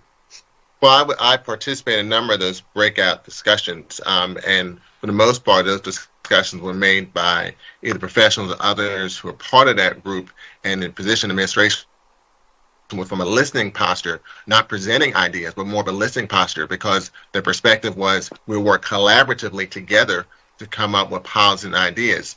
That's why I was somewhat really taken aback when this proposal came forward from the administration, even though on multiple occasions it was stated that we're going to work collaboratively on these policies. So I don't really see how we're going to work collaboratively if internally there's discussions made by the administration on tax policy, but not being shared with members of council or with the working group. Yeah, so we thought that it was important to put proposals out there to get the conversation moving. As you said, that tax reform working group started in August and did not have proposals by March. So we did think that putting forth proposals would help move the conversation along. And as I said, we don't view this as the end of the conversation. We do think that we want to work collaboratively to get to what the best form of relief looks like. But in the mayor's budget address, I believe there was a perspective that there would be a 4.5% increase in reference to real estate tax revenue coming to the city of Philadelphia based on some thoughts or perspectives. So if there was an idea regarding certain policies, wouldn't have been that a time to provide some of that information in reference to putting forth a proposal? What we said at the time was that we're using 4.5% in the 5-year plan, but that we assume that there would be more growth than that, and that we would try to use that increase in growth for relief, and that what that relief looked like would depend on what the growth was, and that it would be a combination of relief on the real estate side and other relief, and that's what we have put forward in our proposal. When you made a projection of 4.5% increase, that also could be an opportunity to start the conversation of how you would use that increase in reference to some of the policy ideas and suggestions that the administration would have regarding how those dollars would be used, as opposed to having a situation where both members of council and the public learned about some of these ideas and suggestions from the administration, which was being discussed obviously internally, but not putting forward publicly. Yeah, and as I said again, I mean, we view this as not the end of the conversation, as something to kind of jumpstart the conversation to help us all get to what we think is the right array of relief measures. Yeah, I just have a concern in reference to, I thought we were working collaboratively on these issues and trying to come up with a plan on how we move forward. A number of people, myself included, other members of council, the general public, had spent a considerable amount of time trying to work on developing policy ideas to how we move forward the city and how we come up with the resources to address all of the quality of life issues we have, from public safety, from economic development, and then to have information presented that was obviously being discussed and debated internally, because the administration did have a 4.5% projection on increasing real estate taxes. So clearly there was an understanding and idea of what type of policy was going to be set forth. I just think it was very unfortunate to set that information out publicly without having information provided to members of council where constituents were calling and raising questions and concerns about their real estate taxes and how they were going to be able to address these issues, considering all the challenges that we have as a city at this time. Thank you, Council President. Thank you, Councilman. Thank you. That concludes the first round of questions. We will now go to our second round, and the chair recognizes Councilwoman Gilmore Richardson. Thank you. Thank you so much, Council President, and thank you, Mr. Arrows. I wanted to quickly talk about an issue that I had previously brought up last year relative to the OPA property search website and the information that's made available. I know we've had some additional conversations around this issue, but I do have relative concern regarding the issue around the proper owners being shown on the OPA website, which would then potentially, possibly impact individuals that are eligible to receive homestead exemption. And so could you talk to me a little more about that part of the process? Wanted to ask that question on the record because we will have to look at additional property tax relief measures for Philadelphians across the city. So can you give us an update regarding that portion of the website, how you all are working in tandem with OIT and records to ensure information is accurately reflected? Because the first thing you're telling us today is that individuals will be able to access the website to get that information, and in all instances, or not in all instances, is that information correct? Sure. So as we've discussed, I think with your office and other offices, we're regularly getting deed information from records. We just did a very large import about a week ago, I believe, to update some ownership. And we're also making ad hoc ownership changes and pushing them to the website based on somebody calling us and saying, hey, I'm supposed to be the owner. We research it. Yes, that's correct. Or off-property mailing information. So in general, the information that's posted as far as ownership is pulled from OPA data, but that does not constitute the official owner, if you want to call it that, the property. There's not a disclaimer there, but the official owner is who the last owner of record is on the deeds, and sometimes there is a lag with that. I know we have some current backlog. My apologies for the interruption. What is the current backlog? So I know I don't know the exact number. We can try to find that out of deeds that we just imported, but it was at least a 2 or 3 months, I think, worth of deeds that we imported last week that would have updated ownership. And then there are some pending manual changes we made that haven't been pushed out yet. I'll see if we can provide the chair with a number on those. Sure, that'll be helpful. If you could provide that information to the chair for all of my colleagues, that would be exceedingly helpful. We just want to know where you are in process. And so you said it's 2 to 3 months. And so is that 2 to 3 months ending in January of 2022, or just where we are in process? Because that'll help us get a better idea of what we need to do. I wanted to quickly talk about generational wealth, because that's an issue that has come up a lot over the last several years, particularly how Philadelphia is changing, looking at the current market conditions, how certain subsets of individuals are able to access equity in their property to sort of help them. This is especially true, I believe, for our seniors all across the city, particularly seniors who are long-time owner-occupants of properties here in Philadelphia. And so I don't know if you have this information. If you do, if you could give it to us today for the record. If not, submit the information to the chair. But do you have any sense on how many seniors own homes in the city of Philadelphia, and if there's any way you could give us an estimate on the average assessment increase by neighborhood for seniors in particular? And then, you know, LOOP is one of the programs that really allows us to help our longtime residents stay in their neighborhoods, particularly as a number of our neighborhoods experience gentrification. I know the last time when we were talking about this at the onset of ABI, folks were really focusing on my colleagues like Councilmember Squilla's area, Councilmember Johnson's area, Council President Clark's area. But if you look around the city, it's really everywhere at this point, and it's all urban centers around the country. And so if you could give us any data by zip code and also by council district where the highest increase in assessments are, and which neighborhoods and which zip codes in each of those council districts, that would be helpful.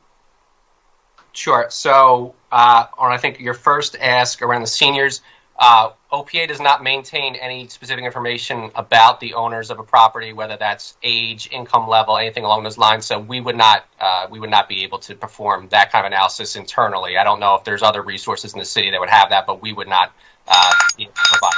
Or even, and I hear the bell, and I know it's the second round, or even if you could give us information, if it breaks it down by long-time owner occupants. So if we know, you know, how long those residents have been in those particular homes, can we get some type of information around long-time owner occupants, folks that have been in homes, you know, past a certain period of time, so we can get a better idea of the areas and the neighborhoods and the zip codes that will see the highest increase in assessments this time around. Yeah, I'll see if we'll look into what kind of data that we have that would be available and might be able to provide some information on that.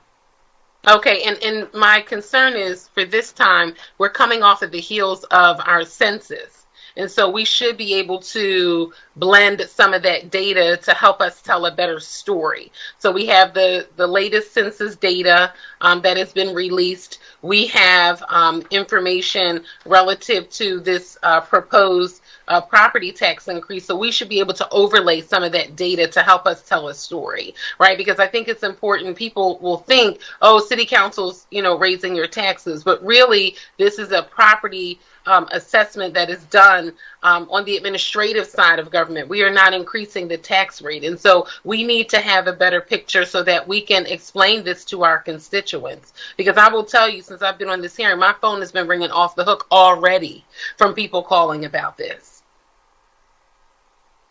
Understood. Yeah, there may be a chance for a blending of some of the census or other data from other departments overlaid against the OPA data, but separate. But we can certainly see what we might be able to provide for that. And if we need any clarification, we can certainly reach out for any details that we may not be capturing. Okay, thank you, Mr. Arrows. Thank you, Council President. And really quickly, I just wanted to get on the record the administrative proposal around homestead exemption. If you all could just tell us about that and your thought process there. Yes. So the current homestead is $45,000. And looking at the increases, we thought we needed to substantially increase that to help offset some of the impact of these increases. So we are proposing to increase the homestead from $45,000 to $65,000. And as you know, the way the homestead works is that value just gets subtracted from the assessed value. So, you know, if a home was assessed at $150,000, and they had a homestead before this change, that 150 would have gone down to 105. After it would go down another 20,000. Good. Okay, I heard the bell. Thank you, Council President. Thank you, Councilwoman. Thank you. You know what? Before we continue, I just got a quick one I want to get in. We're likely going to have a significant number of appeals, obviously on first level review, but at BRT. Have you all put significant amount of resources or proposed resources for the BRT? And I know they can ask for themselves, but I just wanted to get that in there. So during this year, they asked for additional funding that we put in, and our kind of consistent stance that anything they do ask for, we would put in. So they haven't asked for a substantial increase in 23. If they did, obviously that's something that we would seriously consider. Yeah, because we didn't know when the original proposal, you didn't have a sense of what the likelihood would be. One other question, marginally related. So a lot of these values are obviously increased by the unprecedented level of development in the city of Philadelphia. Neighborhoods that, people, existing homeowners, 20, 30 years, been living there, actually hadn't done anything to their properties, traditional maintenance. But a new house gets built, significant new houses, and that's not supposed to impact the existing home. But then all of a sudden, as the value increases on the existing homes, the people sell them for more money, and then that does impact the existing homeowners because it's a comp, right? So in this neighborhood, normally there's some requests for zoning for these new houses that are being built. Not as much as it should be, but it is what it is. And we're actually increasing the value of property by virtue of us approving a zoning variance automatically. It's rare that you get something zoned, you down zone the value. Do we want to look at that when a property has been upgraded in terms of its zoning, and not before it's actually sold and then there's a comp established? But people are basically getting an increase in value because of zoning, and I don't think it's reflected in the assessment. Am I correct or am I not correct? So if you're talking about, as an example, an existing parcel that's currently a single-family home or small multifamily, underlying zoning is generally not used as a factor in or as an attribute for the value. Zoning does tend to play more of a factor when you get into vacant land as far as to what could be the highest and best use. Can you build a 50-story skyscraper or multifamily or small or single-family home? So that does play into the vacant land value and maybe some part in the commercial, but for existing residential homes, zoning is not a variable that we specifically consider when doing the values. So the person gets an upgrade in the value, but does not have a subsequent increase in tax liability. If nothing changed about the property, but the underlying zoning changes, which could inherently increase the value of what somebody might pay and develop something different, we wouldn't capture that until the property is sold and redeveloped. So we're kind of capturing existing use with the residential homes for the most part. And zoning changes with that, there may not be enough. Again, we don't use it as a variable, and so those changes, there may not be enough data to accurately add or subtract value until something changes and we can assess it as a different type of property. But traditionally, it has not been a factor in the residential values for existing properties. All right. I'd actually like you to give it some thought, and I only bring this up because the bottom line is that the values of existing homeowners are going up dramatically because of the significant level of increase in new development. I mean, but for that, you wouldn't have these increases, and then subsequently an existing home gets sold for an excellent, Yeah, I mean, we're always open to added elements and improvements. So I think particularly in the past when there's been a variance that isn't part of the regular record, that's been harder to pick those up. But I know L&I has moved to a new system as well as us, so it's certainly an avenue we can look at as maybe we can get some better real-time information on changes of zoning and variances. So certainly open to that possibility. All right, and one last thing relating to that note, fingers crossed. Next week's one of the questions is reforming the zoning board to include, local residents in the more significant level of compliance. Should be hardships and all that alike. And sometimes when people make decisions about whether or not they should support, and I don't want the developers to freak out. Clark's trying to stop development, whatever. I'm just looking out for the people that are getting these crazy tax bills. Could there potentially be a conversation, or would the folks be available from your office if, during the course of the conversations and the questions, the availability of people from your office, if somebody says, well, we're going to support this development, and how will it impact the local taxes? I mean, people speculate that it might, but we would like to have some sort of a process that at the minimum, particularly the two representatives on the zoning board that are from the community, they may need to lean on you all for a little more information, because people need to know if something's going in the neighborhood, it impacts it across the board, not just either increasing or decreasing the density or providing a good service, whatever, but it will impact my values and subsequently potentially my taxes. Yeah, I mean, if it's not obviously something we've thought about to this point, but I think there's an opportunity to work out a process where if there's input or information requested from OPA, we can look to figure out a way that'll work for everybody. Okay, thank you. Chair recognizes Councilwoman Bass. Thank you, Mr. President. And so I have a question, just following up on the council president's comments, which, the thought from developers that if we say anything that they don't like, and we often do, that somehow we're an anti-development city council. And I think that that's not, a correct assessment. Speaking of assessments, that's not a correct assessment of exactly who we are and what we think and what's going on. I think that, the development community needs to recognize that every development has an impact on a neighborhood. And what we try to do is address those impacts in a way that minimizes the quality of life for the people who have been living there in many cases for generations. So we certainly hope that you all get that too. My question is, as the assessments were coming together, was there a plan to reach out directly to district council members to talk to them about the changes that were happening, and what was that going to look like?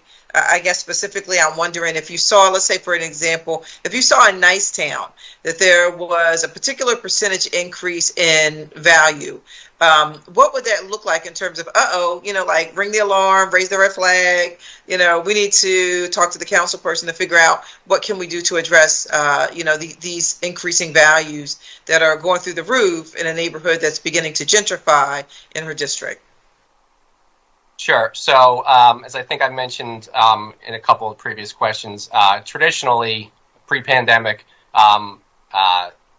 before my taking this specific role here, I know there's been, as we've certified assessments, there's data that we kind of roll up and give on a district by district basis to all the council folks. The last time we did a reassessment, I was over at City Hall, and we sat in one of the rooms, and people came in and out. We had maps by district to kind of break out. So we certainly want to offer. Let me back up 1 second. So we talked at a higher level and gave some district by district numbers to the ABI monitoring group last week when we spoke to them. But to who? The ABI monitoring group. Okay. Who is the ABI monitoring group? There's a number of council members that are on the ABI monitoring group. Okay. So we gave the information didn't trickle down. I apologize. Okay. But anyway, so as I mentioned earlier, we're open and committed to doing a similar level of going over information with the different council people. Whether that looks like an in-person thing or a virtual thing, obviously we would have to sort of figure out. But the level of detail that council members are traditionally used to getting after a reassessment, we're absolutely available to try and put that kind of information together and have those meetings. And I see Mr. Dubois has popped up, so I'll let him jump in. Yeah, before Mr. Dubois, before you go, Rob, I would just say that as one of the districts that's seeing significant increases, I appreciate that you went through through this particular group and had meetings with them. But certainly, you should have had members whose districts were adversely impacted in a much more significant way be a part of the conversation, other than members. Like, I don't know who was in the group. I don't know who was at the table. So I don't know how much their districts are impacted, or not.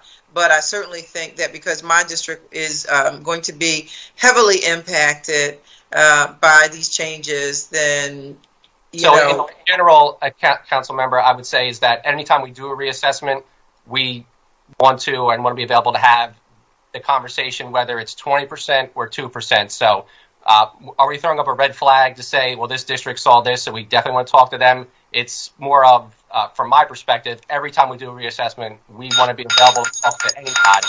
So that conversation we would have at any level of change in assessment. Oh.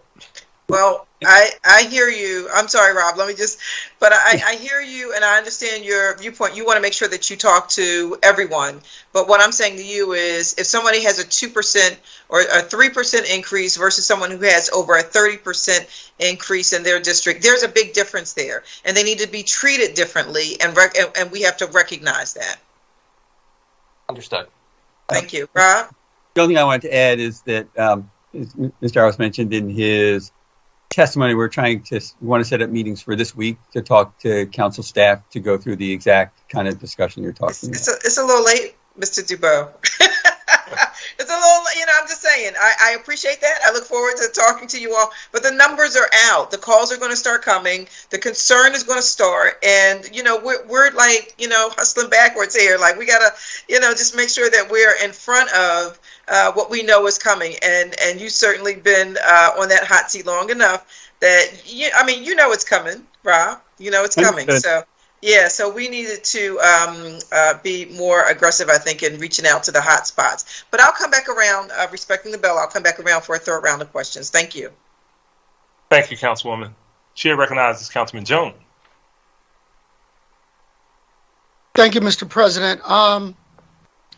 From the time we started this meeting and the time before when those assessments came back, I cannot tell you how many constituents are going into your system, looking at their properties, and automatically calling me back, you let this happen. They don't know you. They know Squilla, they know Bass, they know Parker, they know Clark, they know Johnson, and they're calling us saying, we did this. And we are, as Member Bass talked about, almost as shocked. In some places, there's good news. I can walk on some blocks in my district and say, $43 over the course of a year is what you're going to have to pay, but things are good. And other blocks, 50% and above is just unreasonable. And to think that we're going to have to do this again next year and the year after, we have to put some safeguards, guardrails in place so that this doesn't come the day of your hearing, and that's why you will be called back. It shouldn't happen as a surprise and say, guess what? We got a package to unveil. We're going to do it right at this hearing. That's not the way communication should happen between the fourth floor and the second floor. We can do better. And you may have, I agree with Member Bass, there are some areas, and I'll go with Upper Wissahickon as one example, in mining parts of Winfield and Overbrook Farms that are going to get sticker shock. And for some people, it's not a big deal. They write it off. For other people on fixed incomes, and not necessarily people who are income eligible for some things, this massive increase may be the difference between them selling their historic family home and moving in with other relatives so they can afford to live. So these kinds of consequences, whether intended or unintended, need to be discussed in advance, planned for in the future. And that's the way we owe our citizens that much. So you're going to, hopefully, my colleagues have asked you a number of questions. Some of them take longer to answer than others. But in that time between now and maybe mid-June, we can come up with some answers so that we can give some people in our district so that they aren't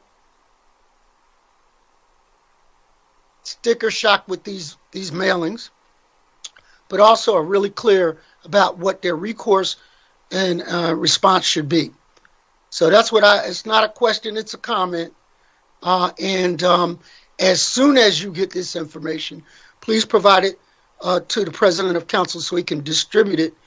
And as important, chop it up by the 400 plus market areas that you mentioned. Thank you, Mr. President.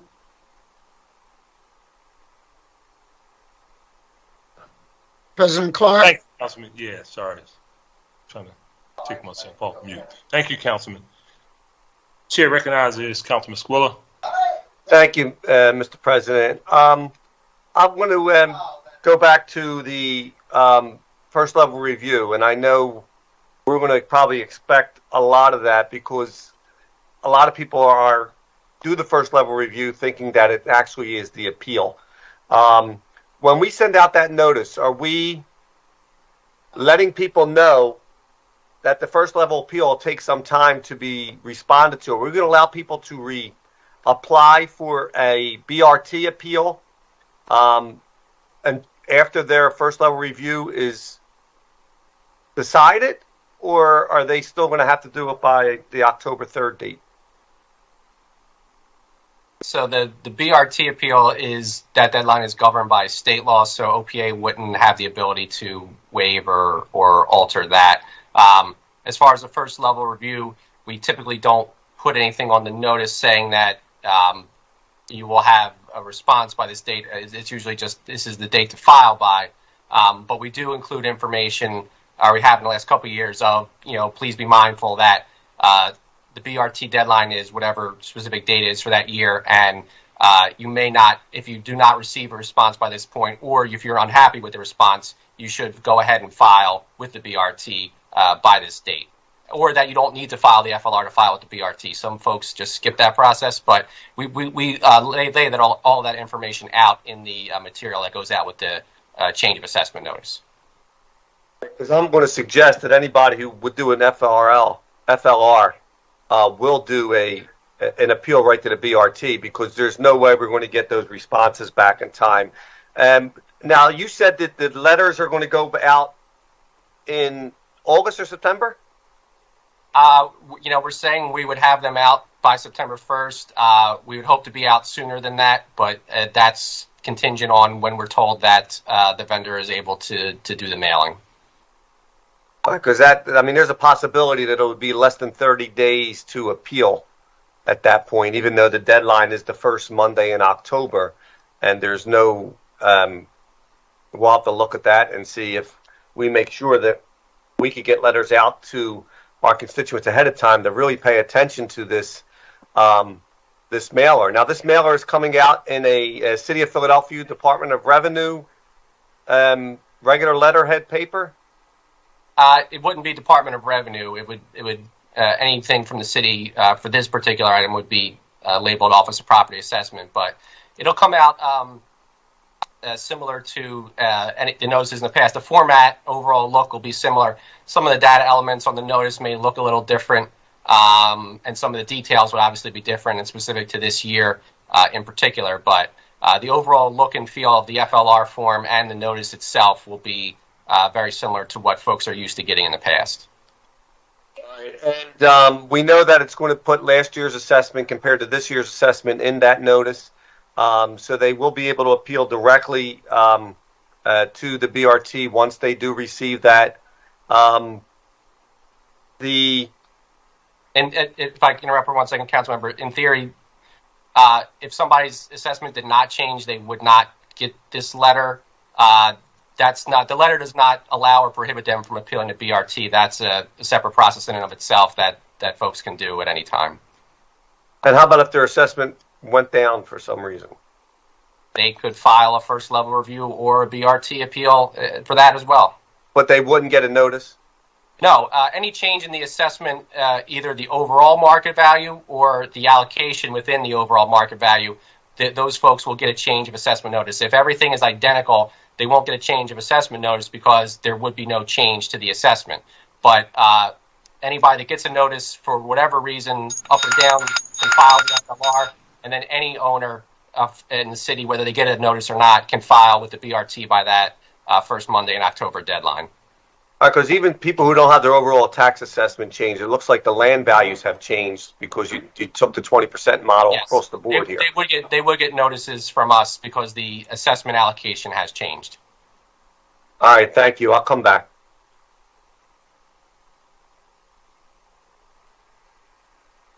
Thank you, Councilman. Chair recognizes Councilman O. Thank you very much, Council President. Among the things that I find problematic is Philadelphia is such a city of neighborhoods. That means there's like one street that separates similarly looking houses. One street separates one neighborhood from another. And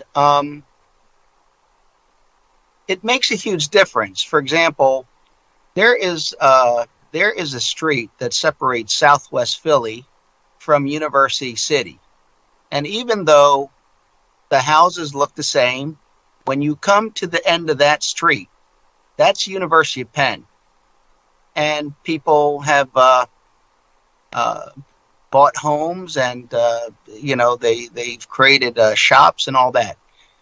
You cross that street and go a block, 2 blocks down, it's a completely different neighborhood, and that's based on crime. What I mean is, when you're on this side of the street, you're unlikely to get shot. When you're on that side of the street, you better be careful. And there are a lot of shootings, violent crime, and other things. But the assessments are treating those homes like they're the same because they look the same. Anywhere that you have high crime. I mean, you have gunfire, you have violent crime, you have people being shot. The houses don't sell well. In any place, have you taken into account those factors of violent crime in assessing the difference between one house and another house? No, we would not be allowed to factor demographic or statistical information like that into our assessments. What I can tell you on a broader level to what you were saying is that the almost 600 geographic market areas that we have, we literally draw those down to the street line level and in some cases to the parcel level. So if we have picked up variances even from across the street to where this side of the street sells for significantly different, we can draw that neighborhood, that geographic market area line down the center of a street. If they behave the same, we can put a line behind the properties, and so that way we capture the full street. So when we see influences like perhaps, as an example, some of the catchment districts where one side of the street may be in it and one may not, and we can tell that one side is selling differently even if the properties look alike, we can draw that sub-neighborhood, that market area, literally down to the parcel boundaries of any parcel or a street center line to where one side is in one group and one group is in another. I think that information is very important. I mean, I just looked at the assessment on my house, and where I live, a lot of people would not live. I'm just saying that frankly. I've lived there my whole life. And my assessment is almost doubled. But you know, we have a lot of crime in my neighborhood, and along with that comes illegal dumping, illegal tractor trailers, prostitution, harassment, all that type of stuff. My neighbors don't come out of their house after dark. They don't use the park, and they cannot afford to pay the almost doubling of the property values. They cannot do it, and I don't think they should. You know, there are a lot of problems in that neighborhood that comes with high crime, and those houses are not. They're not going to sell for that amount unless it's a whole gentrification effort. You're just going to, like, you know, push people out of entire blocks, which I don't think is the purpose here. Anyway, I will, you know, just ask my colleagues, many of them, to reflect on the difference between one home and another home, just based on crime. The homes look the same, but this block and that block's completely different situation. We had a young man shot to death right at the bus stop on the corner of my block. That was over the summer. The other young man ran into my backyard. I mean, that is a common problem in many parts of our city that distinguishes the value of one home based on neighborhood and quality of life and crime to another. But it doesn't seem to be factored into this to the assessment. You're telling me because the law doesn't allow it, but I'm thinking there must be some other way to determine that. But I'll leave it at that. Thank you very much, Council President. Thank you, Councilman. Chair recognizes Councilwoman Gauthier. Thank you, Council President. I'm sorry if I missed this before, but can you clarify how soon a resident can file a first level appeal and when OPA will start reviewing these appeals? So the ability to file a first level review will be tied into when we're able to mail the notices. Each notice comes with a first level review form, and once we know when the mailing date is, we will know what the deadline is and everything else. For those that get the notice, it's very easy. It has a barcode that identifies your property, so it doesn't require manual entry, but we will have blank forms for folks that either don't get it or lose it or whatever. But those forms will be available as we prepare to do the mailing. Okay, thank you. Are OPA and the city going to work with the BRT to extend the formal property tax appeal deadline beyond October 1st? I think, as I mentioned a little while ago to Councilman Squilla, that's step by the state. OPA does not have the authority to ask or waive that deadline for the BRT. Okay. Are you going to work with the state to do that? We can discuss that. That with the RT and with our state lobbyists and see what we can do. Okay. Has the city certified Philly's property tax assessments to the state? The state has not asked for our submission yet, so when they ask for the 23 certified roll, we will provide that. Okay. Can you describe the key differences in OPA's methodology for conducting assessments in tax year 23 as compared to the methodology used for conducting assessments in tax year 20? Tax year 20, did you say? So tax year 2020 was what was known as a trending reassessment. So in a year like 2023, we build new models, we recalibrate models, draw up new zones, and basically your value starts from scratch. It's not based or predicated on a previous value. We put all the data elements in, we put all the sales in, and like I said, recalibrate the models, build them from the start. For 2020, it was a much broader scope in the sense that we analyzed changes over a 1 year period of time, as opposed to using sales that would go back a little further than that in a full modeling process. And we applied them more broadly to properties at the time, I believe it was 14 geographic zones throughout the city. So the sales analysis was shorter, just to pick up the changes from the previous year, since we had done a reassessment the previous year. And it was also a factor was applied to a larger scope, a larger area of properties than we normally would do. So there wasn't an individual value recalculated. It was taking a previous assessment and applying an adjustment for sales that were analyzed from the previous certification. And sorry, can you just clarify how that's different than your methodology for tax year 23? Sure. So trying to put it as simple as possible, we didn't take a previous number and add a factor to it. That's what 2020 was. 2020, we took a previous assessment, added a factor, which took in it didn't take in all the characteristics of properties that we normally do when we build a model from the start. So this assessment analyzed more years of sales, and it analyzed a number of different features and characteristics about a property that were not analyzed as part of the trending, which was placed on top of a previous value, and this one was built from scratch.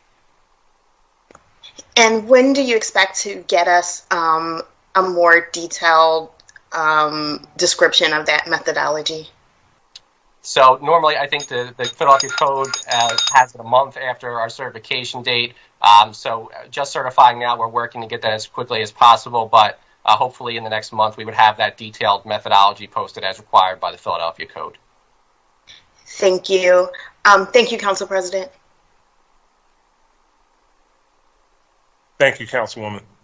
I understand that we are in the process of receiving the data. Mr. Arrows, you know anything about that? Sorry, went on mute for a second. Yes, so we spoke with representatives of council last Friday as to get some of the data as quickly as possible, and so we'll be working on that this week now that the values have been finalized, and produce a file so that council can have the ability to do some of their own analysis as requested. All right, that'll be helpful. Thank you. Chair recognizes Councilman Don. Thank you, Council President. Thank you again for your testimony today, Director Arrows. I just have a comment. I just wanted to maybe ask the administration could handle this one, because I think what I've been listening to is, and what I've been hearing from our residents, is this frustration, and also from my colleagues. And I think that I know you don't necessarily, Director Arrows, answer for what I'm about to say, but I think it's a part of the frustration that we're hearing from residents and businesses since this information, the assessment information, was released. Now, the real issue here is that our budget in the last 7 years has increased over 40%, or like $1.6 billion. And now we are telling people their taxes are going up even higher. And the overall frustration is that we are missing a value proposition that speaks to our residents. Basically, does the value residents receive for the taxes they're currently paying meet or exceed their expectations, and would increasing their taxes further enhance the city's ability to achieve results that matter to them, like public safety, like quality of life, like improved skills and other city services? So the question here in the last 7 years, after investing $1.6 billion, are we a safer city, a greener city, cleaner and more efficiently run city than 7 years ago?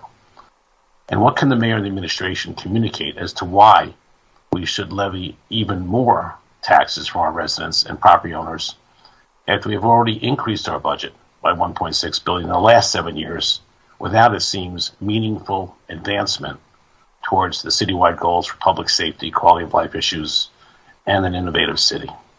So, Rob, you want to answer that one? I do, because it's important to communicate that every single penny that will come to the general fund through this property assessment is going back in the form of relief, either through the increased homestead, through proposed reductions in the wage tax, through increases in the cost of the senior citizen tax freeze, through increasing the cap on loot, through putting more money into outreach. None of this is coming back to the general fund. It's all going back to relief. All right, so now I guess the question remains: the other 1.6 billion people are saying 7 years ago, when the budget was closer to 4 billion, and now it's closer to 5.6 billion, and there have been surveys out there that we've all seen. Do I feel the city's safer? Do I feel the quality of life is better? Do I feel our trash is being picked up on time better? Do I feel in general that the city feels better? And I think if you ask the majority of the people, the answer might not be yes, it might be no. So how do we change that, and how do we fix it? Because I think people will pay for things if they feel they're getting the services. Yeah, and that is, aside from this part of the discussion, that is what we tried to do in our budget proposal this year. I mean, if you look at where the increases were, they were in things like the anti-violence initiatives. There were additional funding for the streets department to make sure trash collection's on time, that we attack illegal dumping. They were for things like increasing education, both in school district and community college. So that's really what this budget was about getting to improved outcomes. And I really think, I was listening, I heard Councilman O talk about his neighbors. You can't have people living in the city who are afraid to go out at night.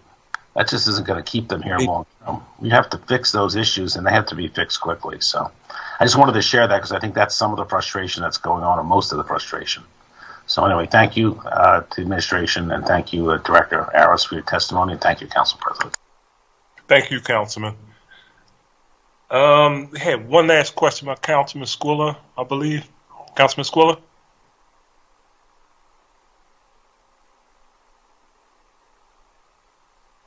Councilman Squilla? I say hold on. Hello? Councilman? Okay. I think Councilman. I'm here. I don't know if you can hear me. I hear you now. Okay. You had a question? Yeah, go ahead. Thank Sorry. you. Yeah. Yes. I know this is going to be a continued conversation, and I guess my question would be, would we be able to bring back OPA and obviously revenue to deal with these questions, because we're already getting inundated. We had received emails from at least one constituent whose property value assessment went from $70,000 to $560,000 in this 1 year, which, as you can imagine, would be a shock. And so, we're going to get more and more as people start to now go online to look at their assessments, and more questions are going to be inundated with our offices. But my fear is not only the people who know how to do it, but the people who do not know how to do it. So we need to be able to get the data necessary that we can notify people who have large increases, how we can inform them of what's going on before they get the letter in September. And we're going to need your help in OPA to get that information. You guys, do we have the house by house data at this point? Rob, or AJ? That's part of the file we're currently putting together for council that we hope to have over the next few days. Okay. That may help us, and then Council President will probably need some help to reach out to these folks, because not everybody's going to be savvy enough to go online and to look at what their assessments are. And I think we're going to need to get to them before they get this notice, so we can inform them what they need to do ahead of time and what protections we need to put in place. So thank you, and looking forward to a possible callback to answer additional questions. Yes, thank you, Councilman. Yeah, we're going to do what we need to do at a minimum to make sure that people get all the information and what assistance. And Mr. Arrows, you may have to add an additional hotline, because we're going to be referring a lot of people over to your office also. And real quick, Mr. Council President, they did it last year, have the calculator. I don't know if it was mentioned earlier. I don't see that on the OPA site. Is that something they're looking to add again this year? Yes, I mentioned it briefly in my opening testimony, but we're working with Revenue, Finance, and OIT to have that calculator added to the web in the coming days and weeks. Don't have a timeline on that yet, but based on the conversation that we had with the ABI group last week, we already started work on that. Thank you. Thank you, Councilman. Chair recognizes Councilwoman Bass. Thank you, Mr. President. So, I just had just a couple other questions, and I wanted to talk about your request for additional funding, which particularly in light of what we just heard, from my colleague, Councilman Dom, and what's been expressed here today. There's a real problem with providing additional funds with the amount of increases that are going to be coming, and people really don't see any value in what they're paying already in taxes. As my colleague mentioned, people do not feel safer. They do not feel the streets are cleaner. Well, the fact of the matter is it's not safer. It's not cleaner. It's not what it should be or could be. And the budget has grown significantly, yet the services have dropped off also significantly. So it's very hard to advocate for any increase. But let me ask you about the increase that was requested. Would any of that increase be going towards supporting staffers who would identify properties that were overappraised during these assessments, properties that were inappropriately appraised? Would any of that money be for hiring for those particular positions, those types of positions? That's the increase that we see, which is the original appropriated funds as requested last year. It's virtually identical. The increase is that we had some vacancies we knew we wouldn't fill, so throughout the FY22 we did reduce the target budget. So the increase would be asking for the funding back to fill those positions, which are staffing at all levels, but particularly evaluator vacancies and the incorporation of the management trainee position, which would be able to help in a number of aspects of the department, but particularly assisting those that are doing the reviews and looking at the first level reviews and doing some of the other assessments. Those aren't necessarily things we would throw a new employee in because they need to have their certification and their training for their state certification, but they would be able to pick up some other work or some other details that would free up some time for folks that would normally be doing a multitude of things to sort of focus on those reviews and that process. Okay. And let me ask you, so the total expenditure for contracts in fiscal year 23 is almost 1.5 million. How much of that could be dedicated to hiring and training city employees to do that same work, so that we're hiring staff rather than going to outside contracts as a way of getting our work done? Yeah, so most of that I think would be for things that we've kind of already identified that wouldn't be that current employees are bringing additional staff in would be able to do. So some consulting services that we use, for instance, they get market data that's typically unavailable to us, for instance, and then there are some the call center, which we mentioned a couple times, like that's staffed off site. And that's a necessity, is that we wouldn't have the room or the space to have that, in the department. Where is it staffed at? The exact location I don't know off the top of my head, but it's off site. It's contracted out. Is it in the city of Philadelphia? I believe so. Yes. Yeah, if we could affirm that, that would be great. We'd like to know. Sure. I'm just looking through a couple of the other things here. Yeah, I mean, primarily, we'd obviously, for as much of the contracting we do, we want to bring as much of it in-house as possible. With some of it, it's more efficient and more, from a turnaround perspective of the work and cost efficiency to have that done through external vendors. But most of I don't know that reallocating any of that money would, down the line, it may be more helpful, but we're trying to fill some of these vacancies now, so I don't think that's an immediate concern that we don't have enough money in the Class 100 to bring people on board. But down the line, I think the Class 200 is something we could evaluate to make some changes to if we're able to staff up as much as I would like. Okay. Well, we'll look for the additional details. Thank you, Mr. President. Thank you, Councilwoman. I don't see any other members requesting questions of these witnesses. So with that, Mr. Arrows and DeBoe, I want to thank you for your testimony today. Probably should anticipate participating in a callback once all of the numbers are done and the analysis is done on behalf of City Council, and we field all those phone calls.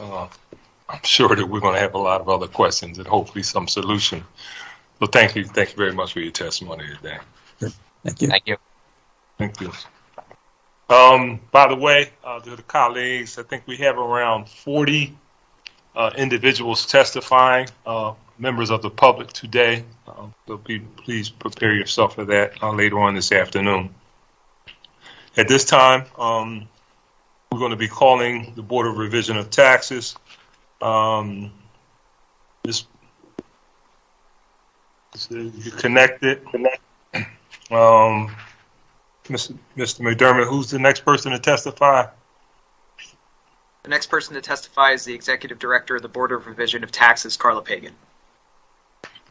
Good afternoon. How are you? Good afternoon, Council President and Council members and peers. Busy morning. I can be brief and open the floor to questions.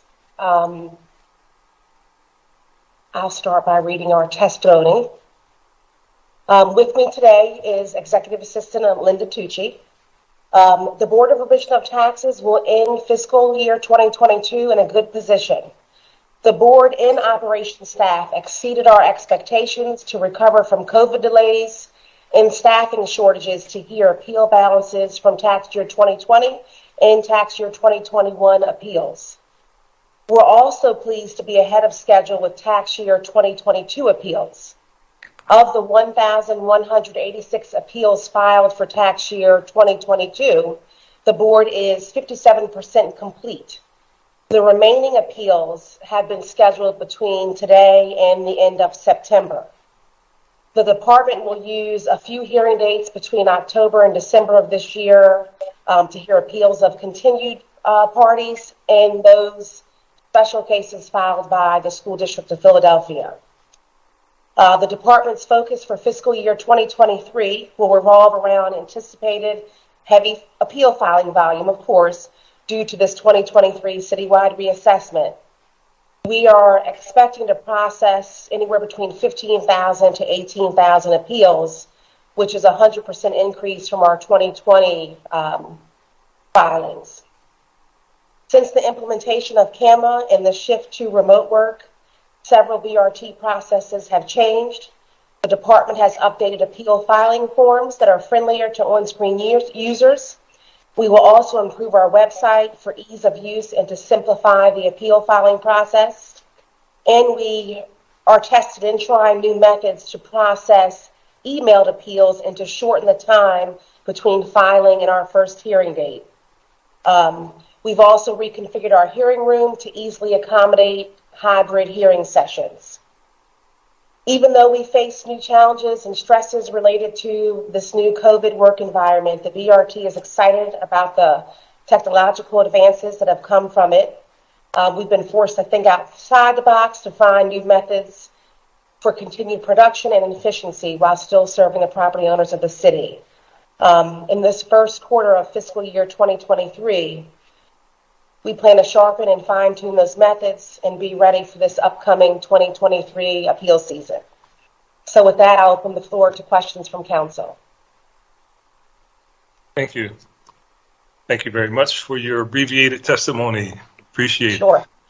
A couple of quick questions that I have before I turn it over to colleagues. So in light of your FY2023 reassessment, you obviously are going to receive a significant number of inquiries for one reason or another, because a lot of people still remember the good old BRT, and now you are in the loop in a different capacity as a part of a BRT OPA team. But a lot of folks, many homeowners are probably going to be notified of these proposed changes later than usual based on the concerns that were raised, mailing, lack of envelopes, all of the things that we talked about earlier. What steps are you guys going to be taking to ensure that the process is smooth for the Philadelphia homeowners? And by the way, we put a plug in for potential increase in resources earlier. Yes, I heard. We want to make sure our citizens are given every possible consideration as it relates to you all's process. You could just Absolutely. talk about how you may have to respond to this. Sure. Because of the timing of the 2023 assessments, we are actually encouraging all property owners to appeal now. And I know the big concern is, well, who has internet access, who doesn't have internet access? So we do have one employee in our office on standby to take all the phone calls, to retrieve property owners' 2023 assessed values, and to actually mail them a BRT appeal form if it's needed. We can also support council at any kind of summer outreach that you do to notify residents of the appeal process and the 2023 assessments. We're working with the OIT team now to update our website to show that same information. And we've also put that information on all of our email signatures and on our department voicemail. So we are trying to get the word out and reach as many people as we can to appeal now, rather than waiting until you get that assessment notice in the mail. Thank you. I want to make sure I heard you. You said you were recommending that they appeal now? We are, appellants can file both the FLR and the BRT appeal. But the FLR process it's not an interactive process. The appellants fill out the form, submit evidence to support their appeal argument, and they get an answer in writing.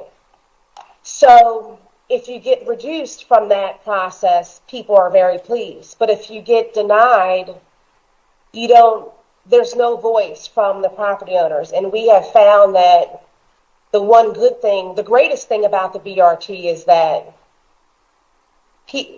we're ears. If people want to share, we are here to listen to their arguments and to their concerns.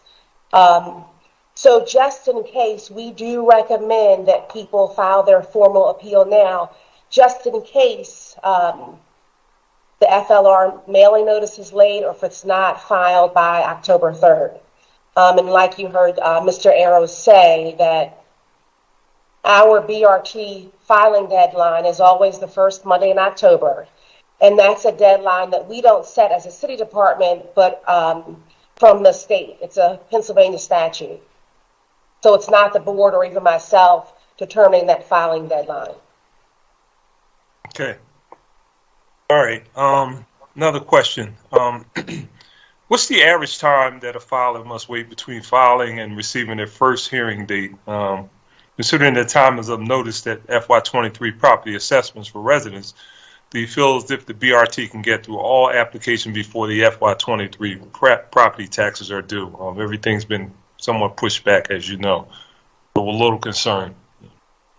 So in a typical year, the BRT filing deadline would be October 3rd, and the board would start hearing those appeals in January of 2023. And we would usually allow all of calendar year 2023 to hear those appeals.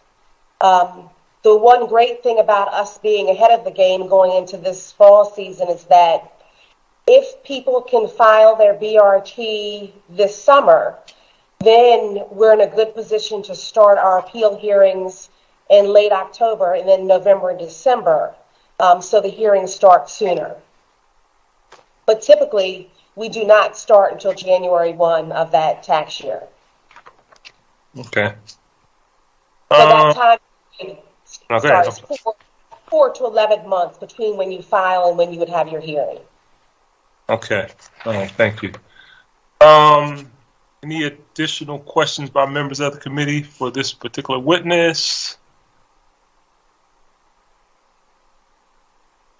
I can't believe I'm not seeing any. I went to lunch. You must know a lot. You must know somebody. All right. Well, I want to thank you for your testimony. We'll probably be getting back to you all because there's a lot of uncertainty around the OPA and the assessments. I understand that the numbers are actually coming in as we speak, adding some additional categories. So once that's in place, this whole issue with respect to the appeals process as it relates to the BRT there'll be a little more clarity on the timing and what level of resources that you all may need. So I anticipate that we'll be reaching back out to you. All right. Okay, so great. I want to thank you all very much for your testimony, and look forward to the process that will hopefully provide some level of relief, because this is going to be a very challenging year for the citizens of the city of Philadelphia, to say the least. Thank you. Thank you so much. Thank you. Thanks. To the members, we are scheduled to have our public testimony at 3 o'clock. So we'll come back then. So till then, we will take a break, and we will reconvene the hearing at this afternoon at 3 o'clock. So I'll see you all at 3 o'clock. Thank you. Thank you very much.